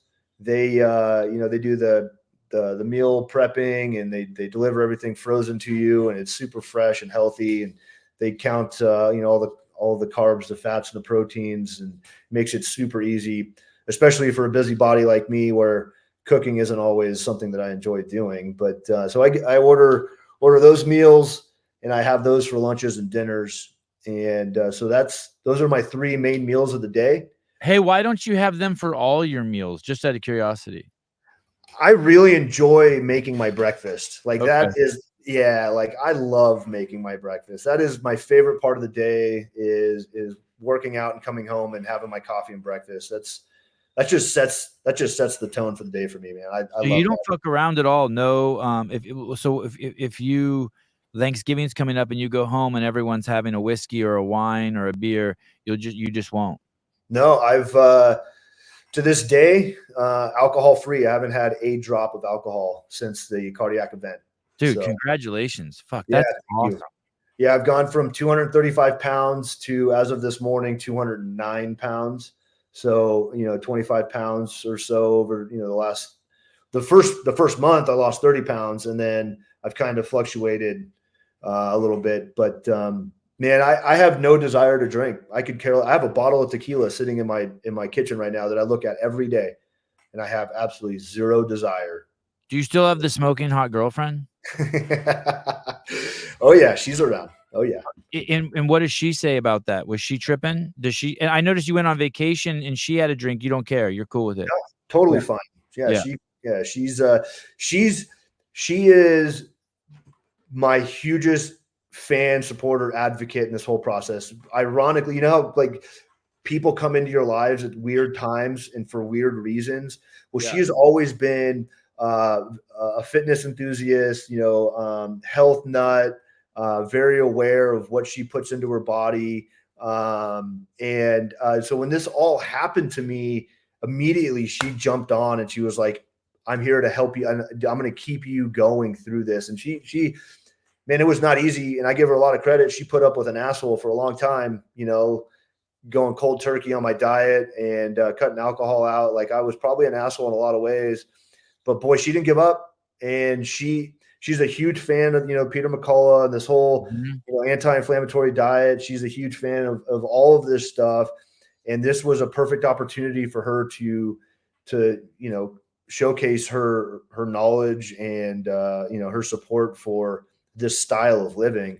In fact, as I was going through all of this, she did it herself as well, right? Like she was on a stricter diet. She monitored or limited her alcohol intake. Like she was there with me every step of the way, or as much as she could be. And, but like I'm at a point now where I'm totally comfortable with going out in public, social environments, and people will drink. And I could care. Like, for instance, yesterday I went and watched football with a buddy, and he had a couple beers, and I drank water the entire time. Like, that's okay. Are you sleeping better? I sleep great. I mean, I say that with an asterisk. Like, I've always had sleep problems, always. But when I'm asleep, I am lights out. Yeah. And I wake up and I just feel so much better when I wake up. So much better. I don't feel sluggish. I mean, there's some mornings that are slower to start than others, but for the most part, like I don't wake up with the brain fog. I don't wake up and just feel like a bag of shit. Like I just feel good. I feel good. So you're still in the national, you're still a reserve? I'm a Reservist? guardsman. Yeah, guardsman. Guardsman? Yeah. Do you have a deployment in your future lined up coming up? So because of all of my medical stuff, I am on a non-deployment status right now, and I'm actually waiting for that to get cleared. I just got finalized all my medical stuff back in September. I got the green light from certain medical agencies in the Air Force, and so now I'm just waiting for this approval process to come through and hopefully put me back on a deployment status. No shit, you want to do that? Oh yeah, so when I went through all this, the Air Force, immediately put me into what's called an MEB, a medical evaluation board, rightfully so, and that's what they're supposed to do. And they're supposed to make the determination on whether or not I'm retainable, fit for duty. And when I entered the MEB process, immediately I was like, my ticket's punched. I'm 40 years old. I've been in 22 years. I'm in a career field that's being downsized, and there's just no future or hope for me. Like, I'm going to get MEB, medically retired, out of the Air Force. This is how my career is going to end. And I just started owning it. And then in June of 2024, I got the notice that they found me to be retained, and they were going to keep me in the Air Force, which was very surprising and shocking to me. But it was at that moment where I was like, cool, they're gonna let me stay in. I'm gonna do everything in my power to recover and rehab and be more fit to fight than I ever have been. I want to continue to serve. I don't want my career to end on this note. I want my career to end on a positive high end. And I'm gonna strive to be, physically fit in all the ways I possibly can. Brock, is that an algorithm, or just is there any personal touch in that? Like, is someone going through the list and they're like, fuck, this Brock dude really cares, we're keeping him? Or is it just like X's and O's they're crossing out, and it was just fortuitous that the Air Force got such a cool guy like you? I mean, it's crazy. It's so cool to hear you say that you're excited that they kept you. You know what I mean? Yeah, I love it. I don't know what the algorithm is. I don't know how. But no one saw your name on a list and like, let's keep Brock. You don't think it was that personalized? No, and if that was the case, that would be news to me. Like, yeah, that would be awesome. Yeah, and I don't know that I know that many people in the service, that way, but just my luck, I guess, right? But I've always been very passionate in serving. I've absolutely loved wearing the uniform and doing the job. And when I was found to be retained and the ability to stay in, I was like, cool, like, let's get back into this. Like, the fight's not over. Let's keep going. And I took it very serious when I went through my personal recovery and rehabilitation, because I graduated cardiac rehab in end of May. And when I got the green light that I was retained, I took it very seriously to get into a program to get fit to fight again. And, I want to be here. I want to stay in. I want to continue serving. There's no way, there's nothing else that I'd rather be doing. Who graduates you from the program, that cardiac program? The hospital that I was doing all my medical stuff through. So they have their own cardiac rehabilitation center. And have they looked back at your ticker? Have you done another MRI and they're like, yep, inflammation's gone? When I went to Wright-Patterson back in September, I had to go to what's called ACS, and I believe that stands for Aeronautical Consultation Services or something like that. But that's basically where all of the Air Force's flyers, all the pilots and flying physicals have to go through to get their waiver or their flying physicals done. So even though I'm a ground-based controller, even though I'm a ground dude in the Air Force, I still require a flying physical. So I had to go through this process with ACS to get my flying physical updated. Now, this included meeting with an Air Force cardiologist and some other nurse practitioners. They put me on a heart rate monitor. They gave me another EKG. They did an ultrasound or an echocardiogram, and then they gave me a stress test. So I spent a week out there doing all of these events just so that they could firsthand see how I'm doing with my cardiac or post-cardiac event. And man, humbly, of course, I'm obviously biased, but I blew that fucking thing out of the water. I showed up and they were like, dude, your heart's in great shape, man, in all of the ways. You're an animal. You're in phenomenal shape. So whatever you're doing, keep doing it. I was like, Roger that. You got it. Hey, dude. So the story is not quite a year, 11 months ago, you felt some pressure in your chest, didn't feel so good. Thank God you came across a friend you respected. You went in, had your shit checked out. They're like, dude, right away, they're like, something's wrong. They shuttle you around to a couple different hospitals. You spend 4 days in the hospital, and they're like, dude, you're having some sort of fucking heart attack and your heart's all puffy and shit inside and out. They let you out and you are surrounded by a good doctor and a fucking amazing partner. And sorry, I shouldn't use that word partner. Hot chick who loves you. And you change your lifestyle protocol, which you were already probably a 1%er. You were probably already in the top 1% of, fit and healthy people in this fucking country. But you tweak it down even further and eliminate some garbage from your diet and keep exercising and you're better. I mean, is that the Cliff Notes? That's straight up. It's Cliff Notes. Like you didn't have to like get like plaque scraped. You said you were clean. You got off your medication. Are they tripping? Not nearly as much as I thought that they would be. Like, I mean, you don't hear these stories. How'd you get better? Fucking, I eat bacon and eggs and meat. I get asked all the time because dudes in the unit are they see it. They're like, dude, you look fitter, you look healthier. Like, what's going on? And I'm like, straight up, 100%. I contribute that to my diet. Oh, and by the way, I'm not drinking alcohol. Like, right. I had an old buddy of mine used to tell me a long time ago, dude, abs are made in the kitchen, and he ain't wrong, 100%. So, I still work out. I have to be fit to fight. I have to do my job. I have to perform. But diet, man, like there's so much to it. People are constantly consuming all of this shit that is processed and off the street, from these fast food restaurants, and they shop in the center aisles of the grocery stores. And they wonder why they feel sluggish, and they wonder why they can't get the 6-pack, or they wonder why their run time sucks, or they have no motivation. And, I don't know, it could be a number of things, but I'll tell you that the cleaner that I started eating, the better I started feeling every fucking day, every day. And then like, this is a lifestyle that I'm going to continue to live because I've legitimately seen the change and difference. Yeah. What a great story, dude. Hey, thanks for coming on and sharing all that. It's such a good story. Yeah, it's such a good story. And stay in touch with me if anything develops. I'm very curious. Do you know who Dale Saran is? By any chance, do you know that name?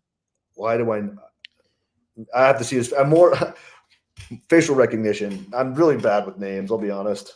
He was in the Air Force, and he was a JAG, and and then he ended up becoming the general counsel for CrossFit Inc. He's very good friends with Greg Glassman. Oh, right. Okay. And then he ended up doing the anthrax case against the United States Air Force for giving the guys the anthrax vaccine. Mm-hmm. And now he's part of the largest lawsuit against the U.S. military digging into this stuff, basically helping dedicated pilots who fucking got the boot get their shit straightened out. But if you would like to be put in touch with him, let me know. He's such a cool guy. He's so fun to interact with. Yeah. But I'm not suggesting by any chance a lawsuit, but just insights and stories, and he's just a really cool person.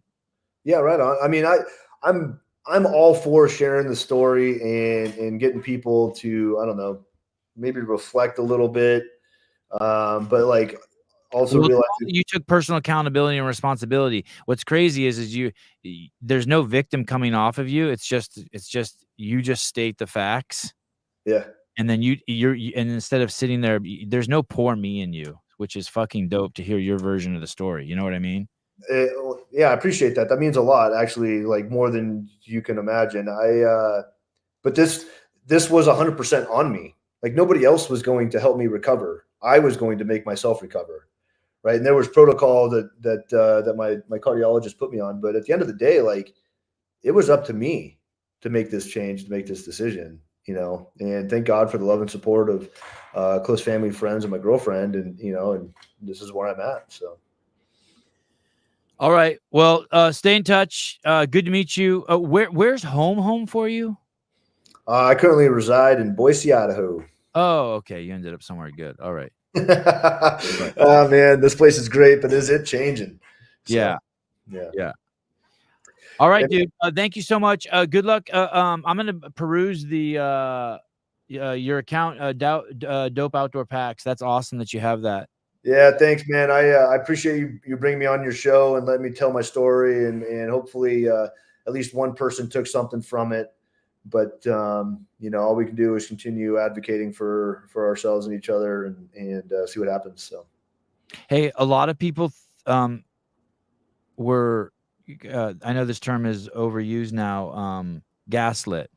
And so from 2020 to 2022, especially there were people who were isolated who knew that they were onto something, but they were considered crazy or conspiracy theorists or whatever.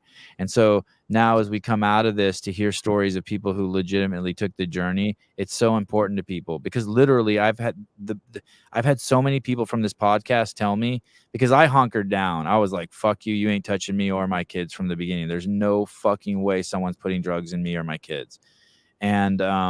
And people were like, holy shit, I live in a town where I'm the only person who thinks that way, and they think I'm fucking crazy, and I start to wonder if I'm crazy. So just hearing your story and just how fucking sober you tell your story, and also your commitment to the fucking United States and the military and your job and your passion, it's better than me as a fucking lunatic parent out here screaming, you know what I mean? And they're like, oh, that guy Sevon's a lunatic. So it's great to get your rendition of the story. Yeah, right on. Well, thanks again for having me on here. And I look forward to staying in touch and seeing how things develop.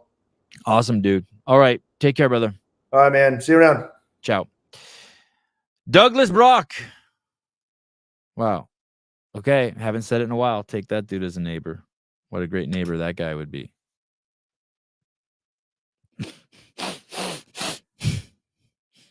I got so many boogers the last couple of days. I've been using the blower and just blowing. There's so much debris on the ground around my house.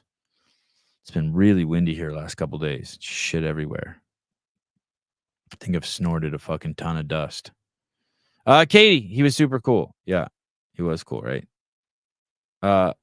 Patrick Clark, thank you for your service.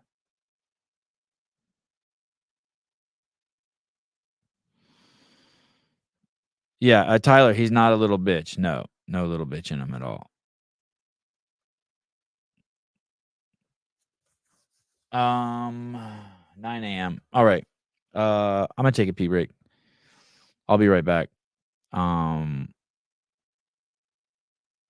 we need to.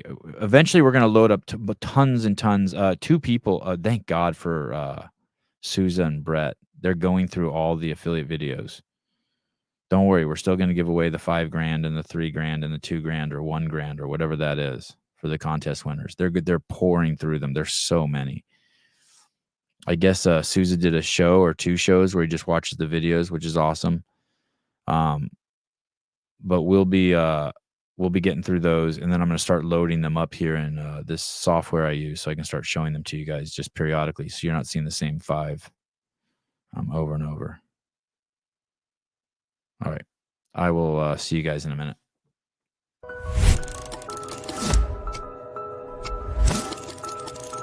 There's no magic cure to getting you out of that mindset of focusing on how you look. But an affiliate is, in my opinion, by far the best place to help you with that shift.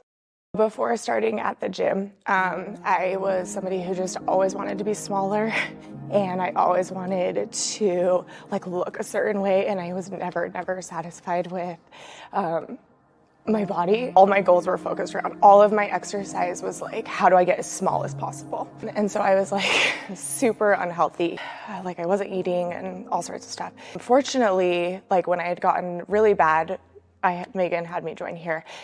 So it was very quickly that I was okay, well, if I want to lift with all of these other girls, and if I want to keep up with them, and if I want to be strong and all those things, that this has to switch. It was within 6 months, I realized that switch, where it was all of a sudden on my Instagram feed, instead of tiny little people, I had these strong, beautiful, capable women that could lift hundreds of pounds.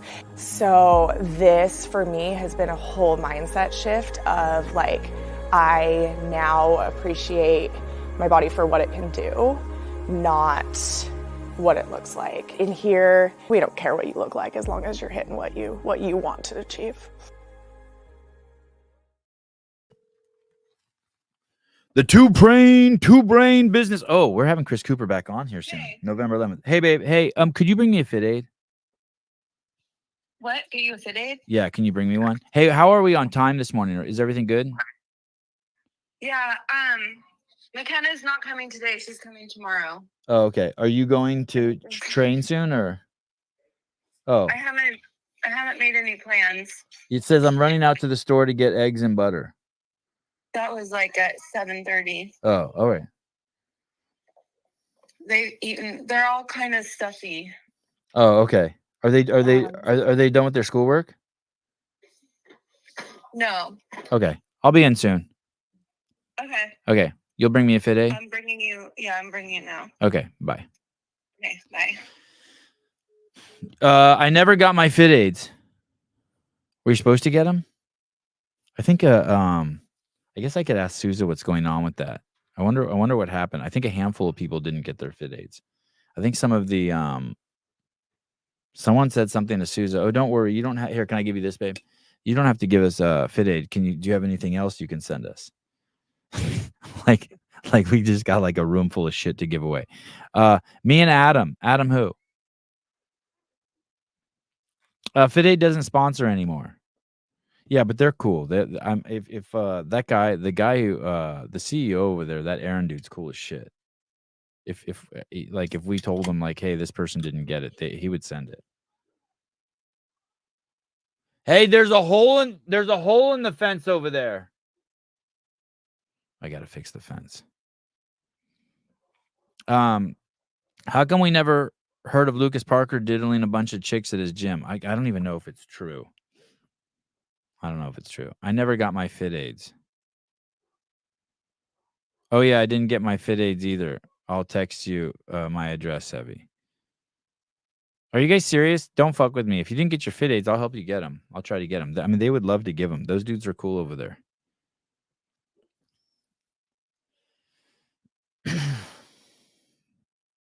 So they'll hook it up. I wanted to look into something. I wanted to look into it before I got you guys on the show, but I didn't. So we can do it together. We can do a little research together. What's going on with Elon? Are they coming after him? So it says Musk. Here, let me pull the article up. It sounds like the Dems are flipping out over something he's doing. He's giving away his money and people are getting pissed. Oh, no wonder David Weed likes Fit Aid so much. He says it tastes like ass. No wonder you love it, you fucking sick bastard. You ass eater. So if you're an ass eater, Fit Aid.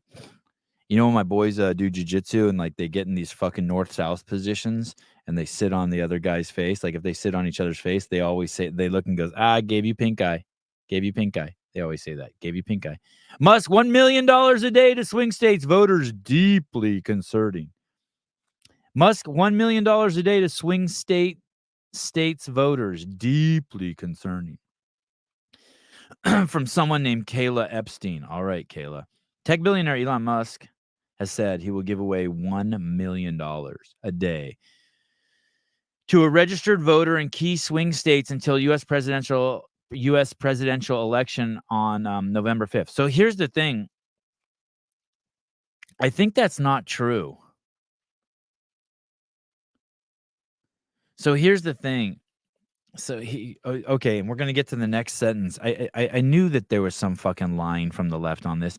The winner will be chosen at random from those who sign a pro-U.S. Constitution petition. So how can the first sentence be tech billionaire Elon Musk has said he will give away $1 million a day to a registered voter in key swing states? To the winner will be chosen at random from those who sign a pro-Constitution petition. Those are two different things. The first lottery style check was given away. So where do they, is it both? Like this doesn't even make sense.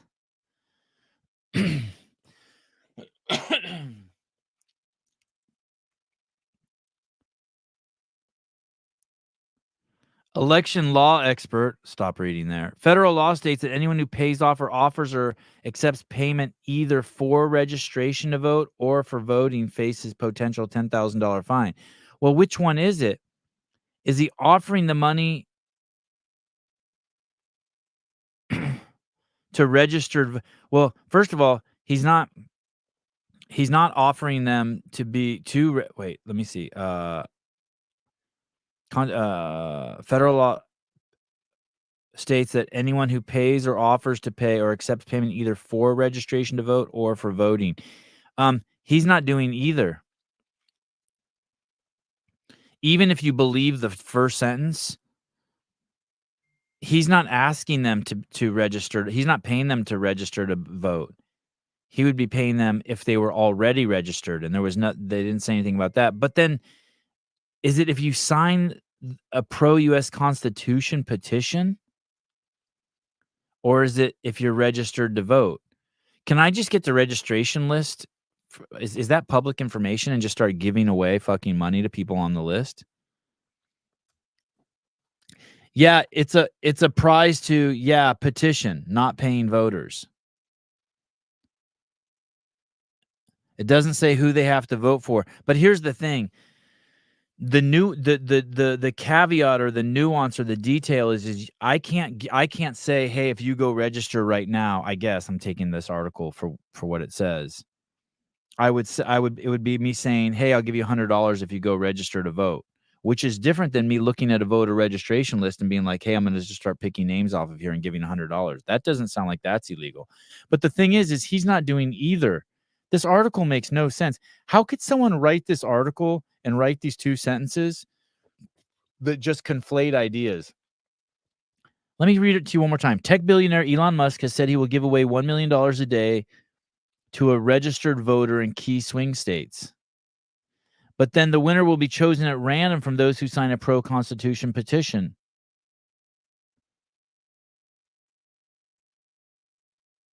Like, what if I'm not registered, but I signed? Like, this makes no fucking sense. Fuck this article. Fuck the BBC.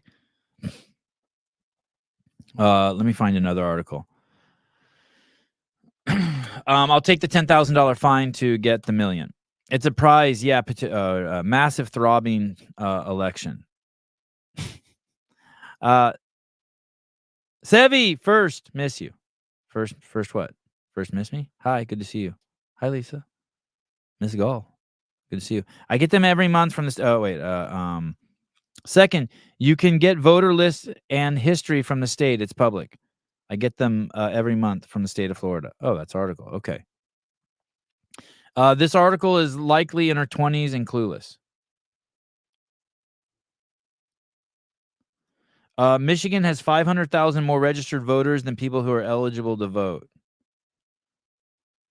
I saw that I went to the Department of Justice site. It's funny, obviously that's a government site, and they were accusing governors of pulling voters off of registration lists, but never mentioning they were pulling non-citizens. They were non-citizens. They were pulling off the lists. This is on our own government website. It's fucking crazy. We have some fucking lunatics who work for the government. Conspiracy theories and $1 million. Oh, let's check what the Guardian says. Let's see what the Guardian says. Excuse me, I have to sniffle. I don't know what's happened here to the weather. My nose is so dry. Shit's blowing around everywhere. Musk's latest ploy to assist Trump to win the U.S. election has been to give away $1 million every day to a member of the public. Okay. A member of the public. What other members are there? Standing before a large U.S. flag, which spanned the breadth of a vast stage. This kind of energy lights a fire in my soul. His love and the 1 million, of course, was contingent on them doing exactly as Musk wanted, signing a petition tied to his Political Action Committee, PAC, which is dedicated to sending Donald Trump back to the White House. Uh-oh. The spectacle was both surreal and potentially illegal, but no one here, not least Musk himself, seemed to care in the slightest.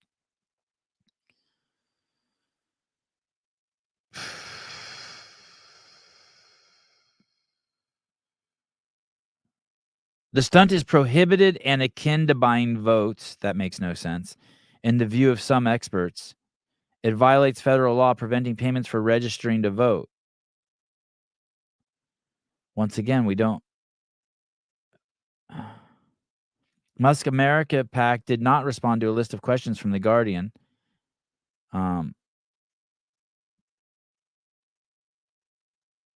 This one doesn't say anything. Like, what do you have to do? Like, I want to sign. Where do I sign the thing to be? I want to be eligible for the million. What do I have to do? Oh, I don't live in the right state.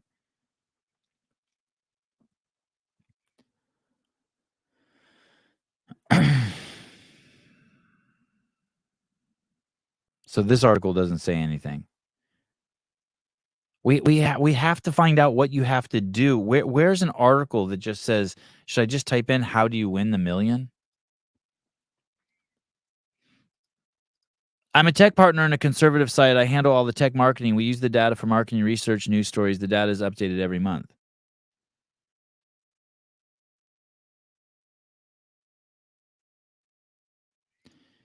Supporting a show I watch every day is why I have that, and it's more like 9 months almost. I wish I knew what you were referencing.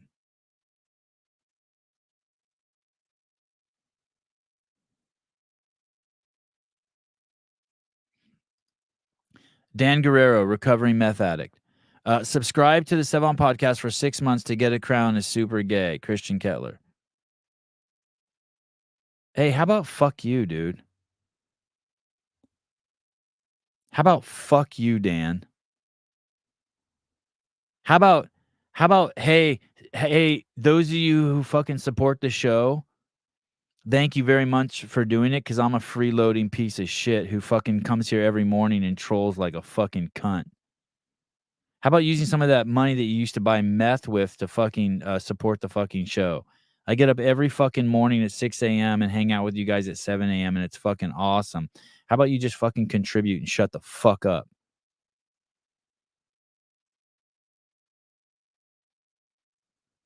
Just the software alone to go live every morning is fucking $700 a year.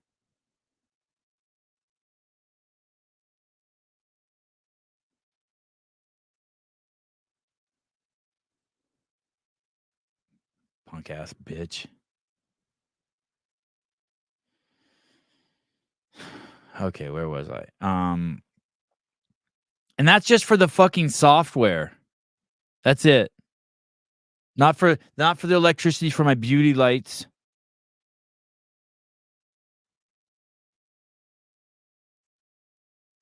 And my air cleaner and my fucking dehumidifier so I don't die in this fucking moldy fucking cabin I'm in. You fucking slut. Bo Keating. Hi, for the software to go live. Thank you. Mike McCaskey, new member. Oh, damn, this is working. I'm glad. There's got to be an open source version of Sevi. Dan, this was awesome. Dan and I planned this earlier. Dan called me and he's like, hey, dude, I'm going to come after you and then you fight back and we'll get people to throw in money. This is awesome. There's a third video, Keeping It Real. You made a third video? You sold me. Google America Pack. Oh, okay, thank you. Let me see.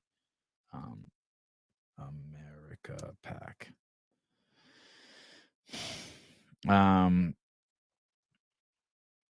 There's Reuters. Okay, here we go. Let me see. This is the top one. I'm not that you can trust anything. Maybe I should go to page 10 to find the truth on Google. Did I share the page?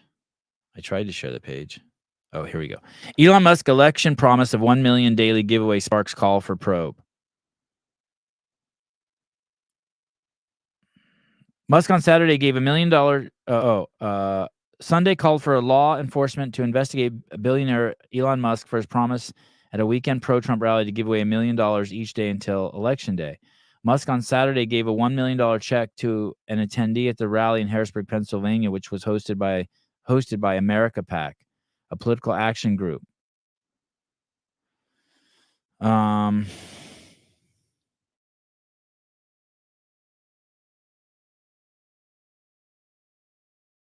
Voters in Pennsylvania is deeply concerning. It's something that law enforcement could take a look at.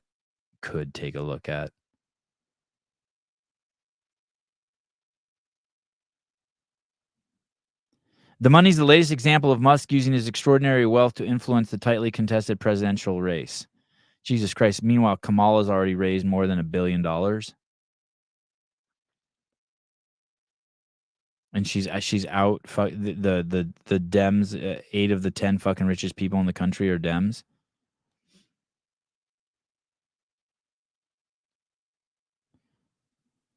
Musk is promising to give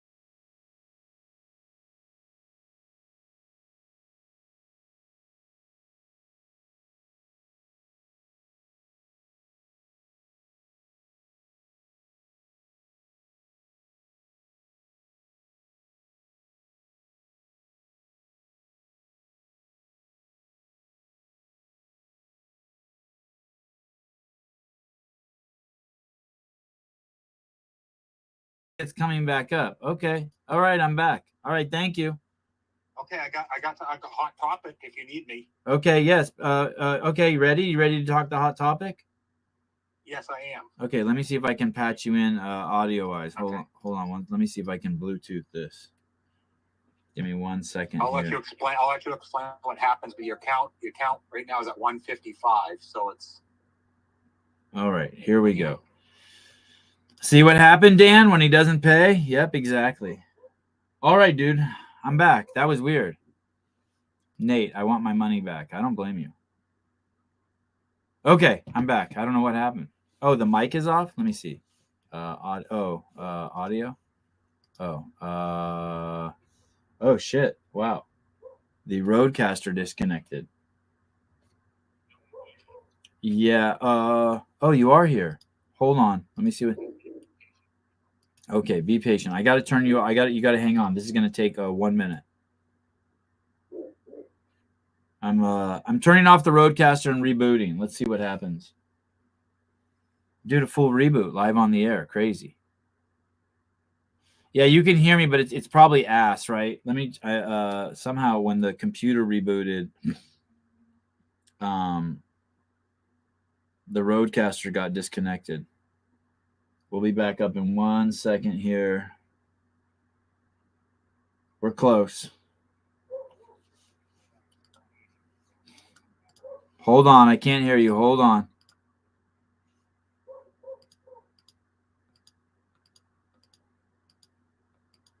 Huh, this is... Okay, here we go.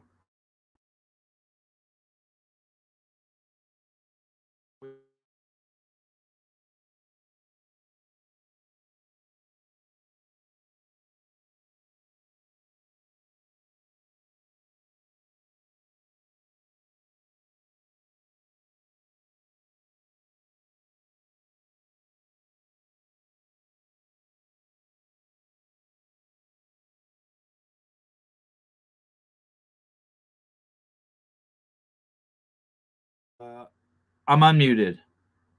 Hello? All right, we're live. Bam, we're live.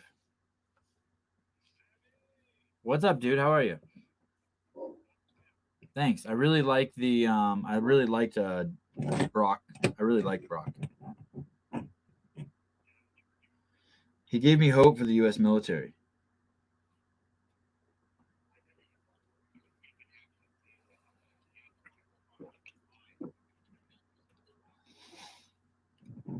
Yeah, have you ever heard a show where we have Dale Saran on? He's going to end up getting billions of dollars from the US government, I bet.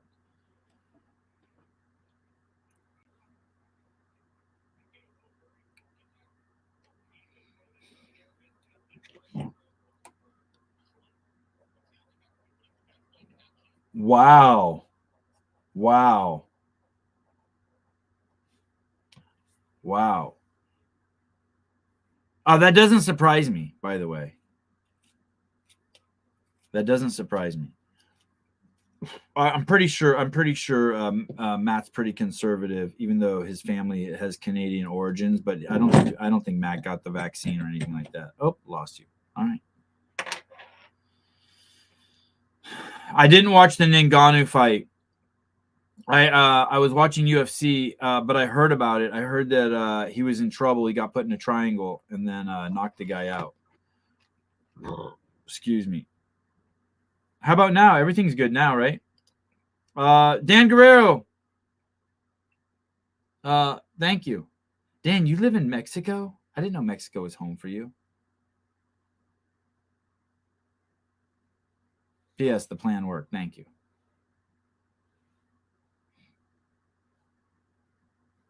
That's $1. All right. I'm seeing lights flash here and shit. If I go down again, let me know. No, still sounds bad. Really? Oh, you're right. You're right. Thank you. I'm glad someone's paying attention. Better. There we go. Mas bueno. Oh, yeah. Hernandez did look good. That reminds me, I need to invite him on the show. That's a fucking great. Hernandez looked amazing, didn't he? Thank you. I need to invite him on the show. God, that would be great. What a savage, dude.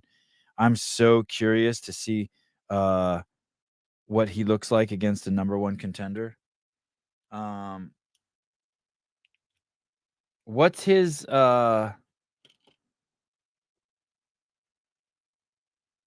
what's oh yeah, here he is. It was Anthony Hernandez, right? Anthony, I'd love to have you on my podcast. Yeah, thank you. Yeah, that was amazing. Dude, Michael Pereira is a fucking man-child. No, it's still shitty? No, it's good. It's perfect. Now it's perfect. Crisp.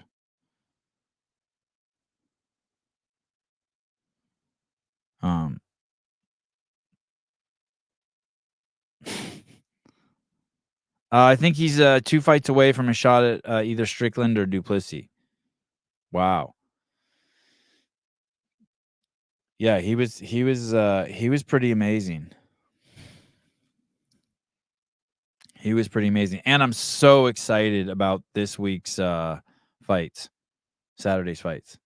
Thank you everyone who tried to call me. And let me know my shit's down.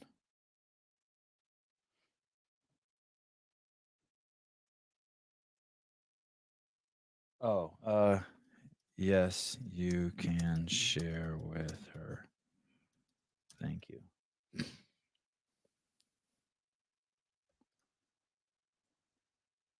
How about Magawa on the Kill Taylor show? That was crazy. I hope Johnny Whitaker beats Kamzat this weekend. I hope so. I really hope so. I really, really, really, really hope so. What were we doing? We were doing like we're trying to figure out what's going on with Elon. We're not going to figure it out.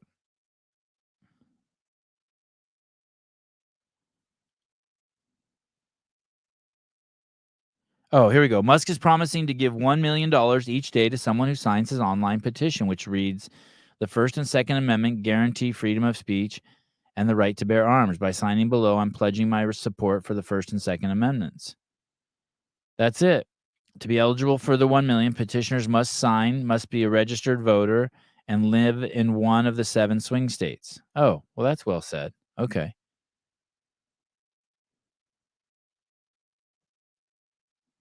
The petition also offers $100 to each registered Pennsylvania voter who signs, and $100 for referring a registered Pennsylvania voter. The petition also offers so it's paying people $100 to register and $100 for referring a register.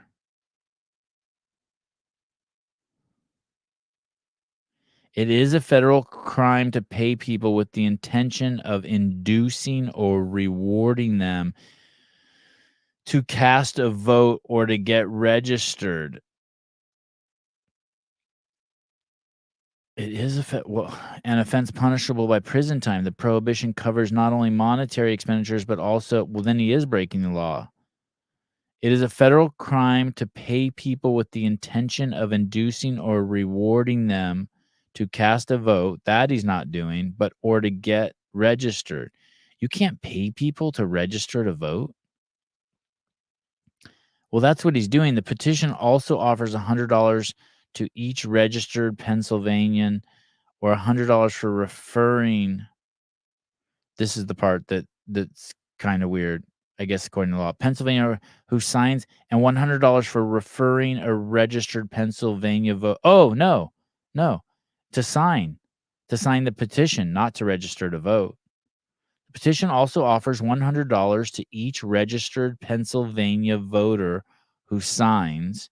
So if you sign this petition that says you support the First and Second Amendments, you get $100, and then you get entered into a $1 million prize. And then If you refer someone to sign the petition, you also get $100. But you also have to be a registered voter to win the money, which I guess you could say induces people to register. I guess that's the nuance there. You could say that induces them, inducing.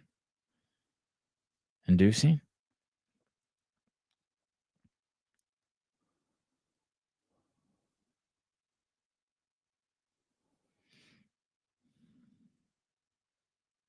Inducing?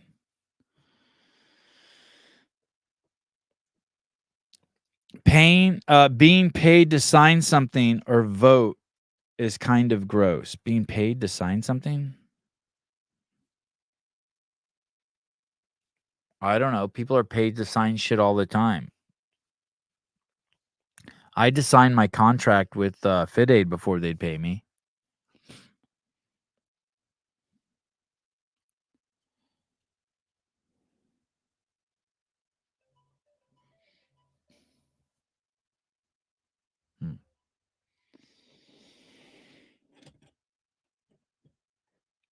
Judy Reed, being able to pick Trump, Vance, and vote for Jim Jordan as our congressman was the best feeling ever.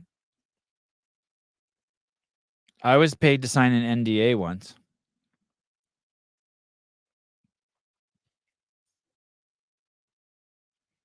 Kate Chapman, don't you have to be registered by a certain day to vote in upcoming elections? Would this be after that time so people would already have to be registered?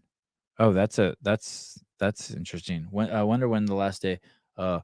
When is the last day to register to vote?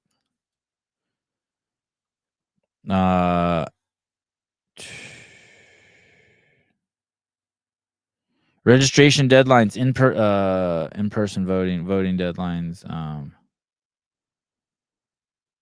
And California sends ballots to actively registered voters. Who can register to vote?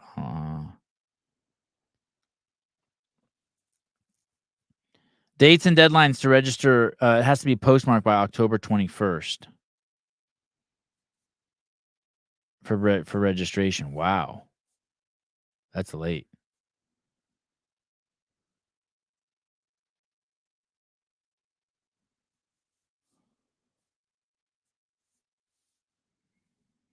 Californians must be registered to vote at least 15 days before Election Day for this date and other important election deadlines go to blah, blah, blah.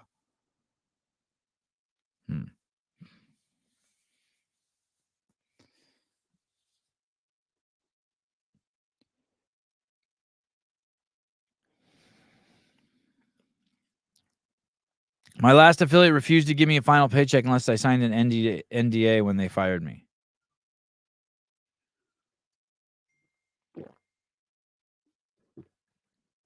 I think when Rosa bought the company, I think, like, I'm just making this up. Like, I don't know if the details of this are right, but there was something like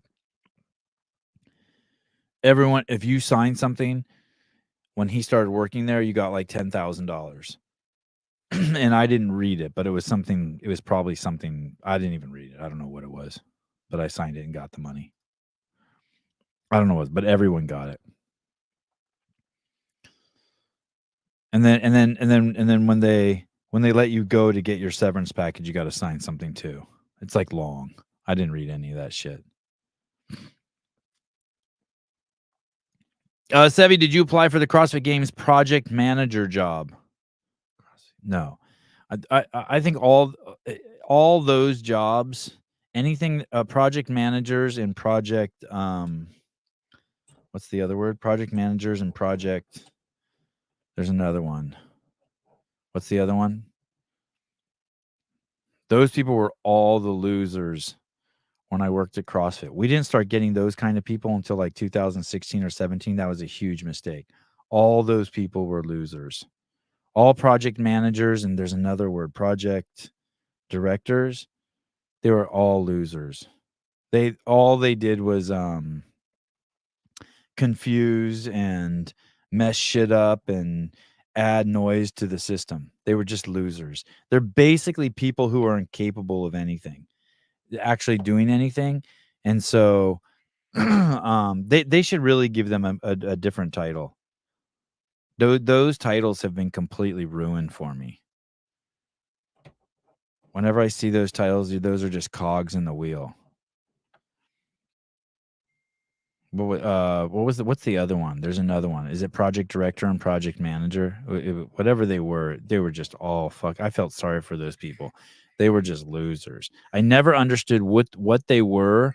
I had some like in my department, and I just refused. I had some that worked for me that was the operations officer put them into play, but I just gave them like tasks and change their name, like to either producer or supervising producer or project managers. That's what I feel like everyone like at Apple or Google or Facebook, I think feel like they're all just loser project managers and project directors. They have no value. They're horrible. Those people are just basically fighting. They're like HR. Those people are just fighting to keep relevancy in the workplace. That's all they do. They would the more complicated and fucked up shit is, the better it is for them, because they like they want shit to just be fucked up so that they stay relevant. That's like the same with HR departments, people directors, chief people officers. They just can't wait for there to be a fight so that they become relevant. Like if you worked at HQ and Lazar died and you were in the people's department or HR department, it's a boon for you. That's like just so much great work for you. So much shit you have to do. Like manage people's stress and people being upset and negativity. They thrive in that shit. You have a diversity department? Holy shit.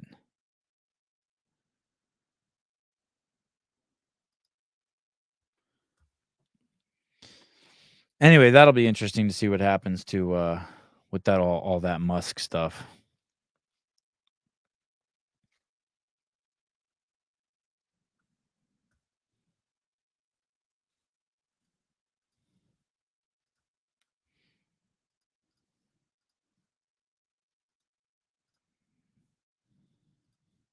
There's an argument that the left makes against Donald Trump. And again, just trying to be objective, the argument is that this man's a dictator. Donald Trump's many things, but dictator, I'm like, wow, dictator. I'm a big fan of history. Hitler, dictator. Present day, Kim Jong-un, dictator. The only commonality Donald Trump shares truly with Kim Jong-un and Hitler is that the three of them should sue Supercuts. That's it. That's it. By the way, dictators, let me tell you something about dictators, okay? Dictators murder with no consequences. Vladimir Putin murdered his political adversary and ran unopposed. Kim Jong-un murdered his own uncle to prevent a coup d'etat. Donald Trump is no Kim Jong-un. Donald Trump is no Vladimir Putin. In fact, Donald Trump is not even a Clinton.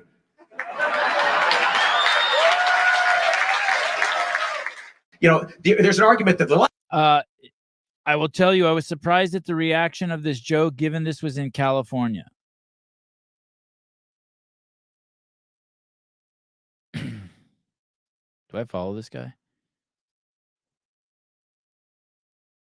Steve Burn Live. Burn Live?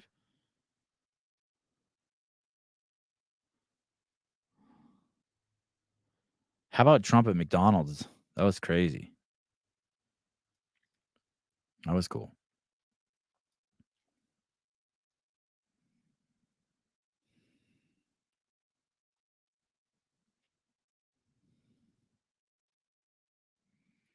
I was on the DEI committee for the Pac-12. It was so fun.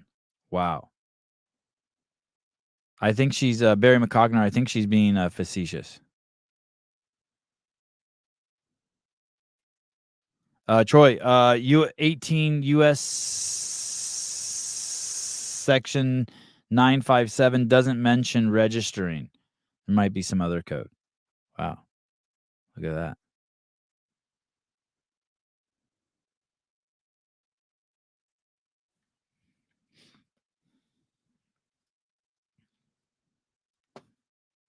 What's this? Giant. Oh, this one's great. Look at this. Look at this. This is fucking nuts. This is the kind of shit that fucking Democrats, unfortunately, believe.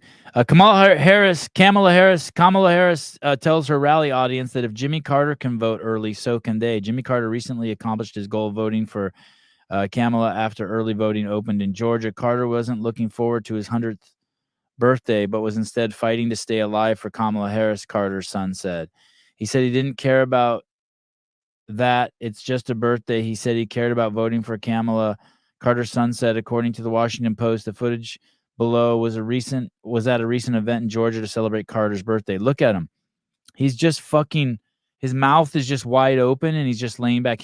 This is nuts. So look, if Jimmy Carter can vote early, you can too.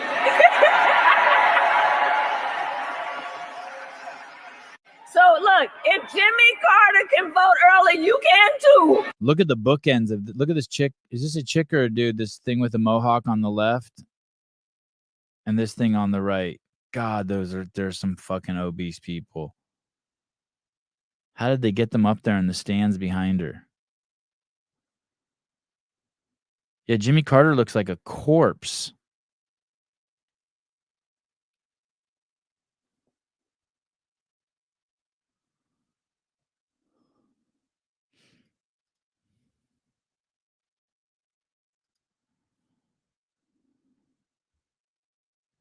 Hey, that's Biden in fucking 6 months.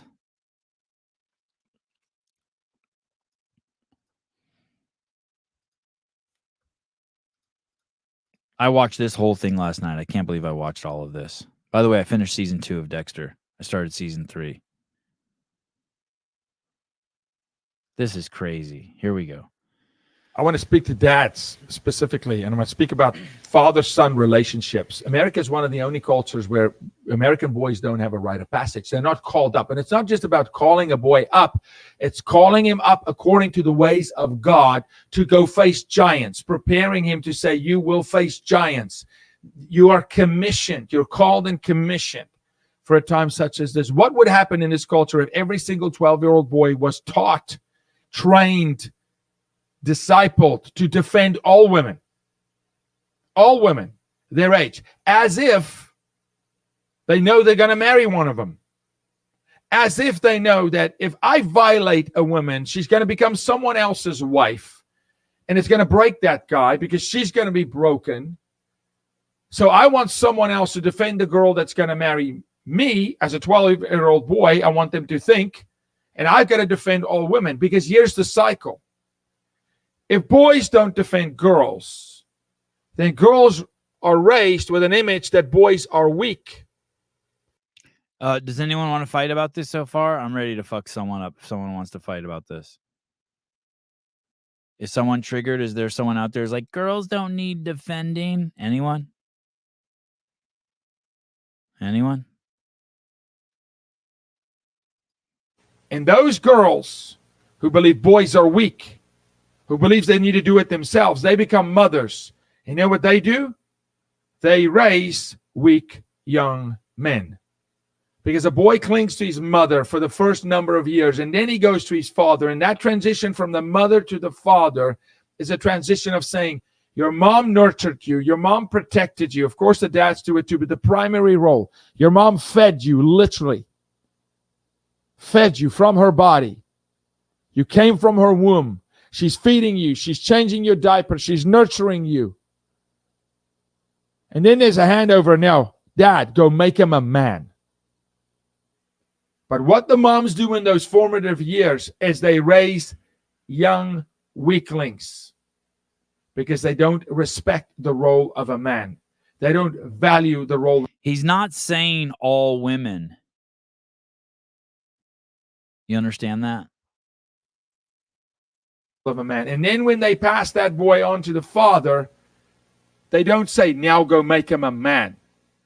Now go make him a defender of virtue, a defender of innocence. They want to mommy him until he's 40 years old.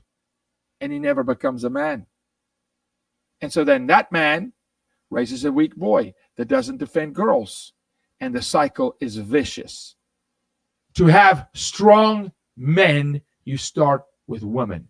You defend women, you honor women, you protect women, you protect their virtue, you elevate women, you give them opportunity, you support their dreams and their hopes. You say there is no limit to what you can do, but you train the young girls. This is what a strong man looks like. One day, you've got to raise one of these. And then you got to hand him over to his father, and father has to go make him a man.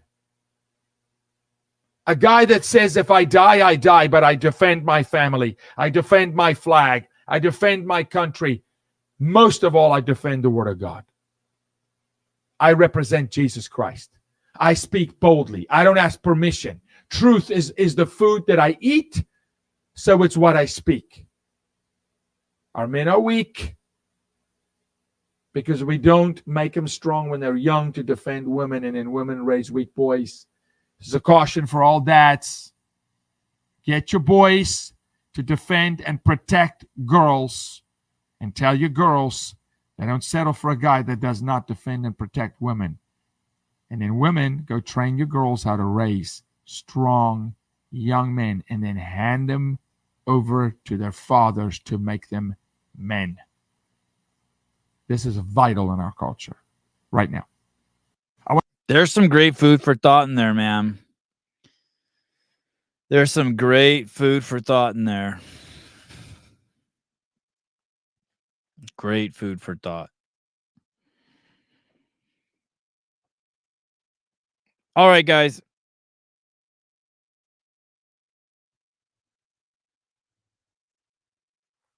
I'll see you later. Great show. Thanks, Douglas Brock, for coming on. Thanks for tolerating my technical errors. Okay, bye.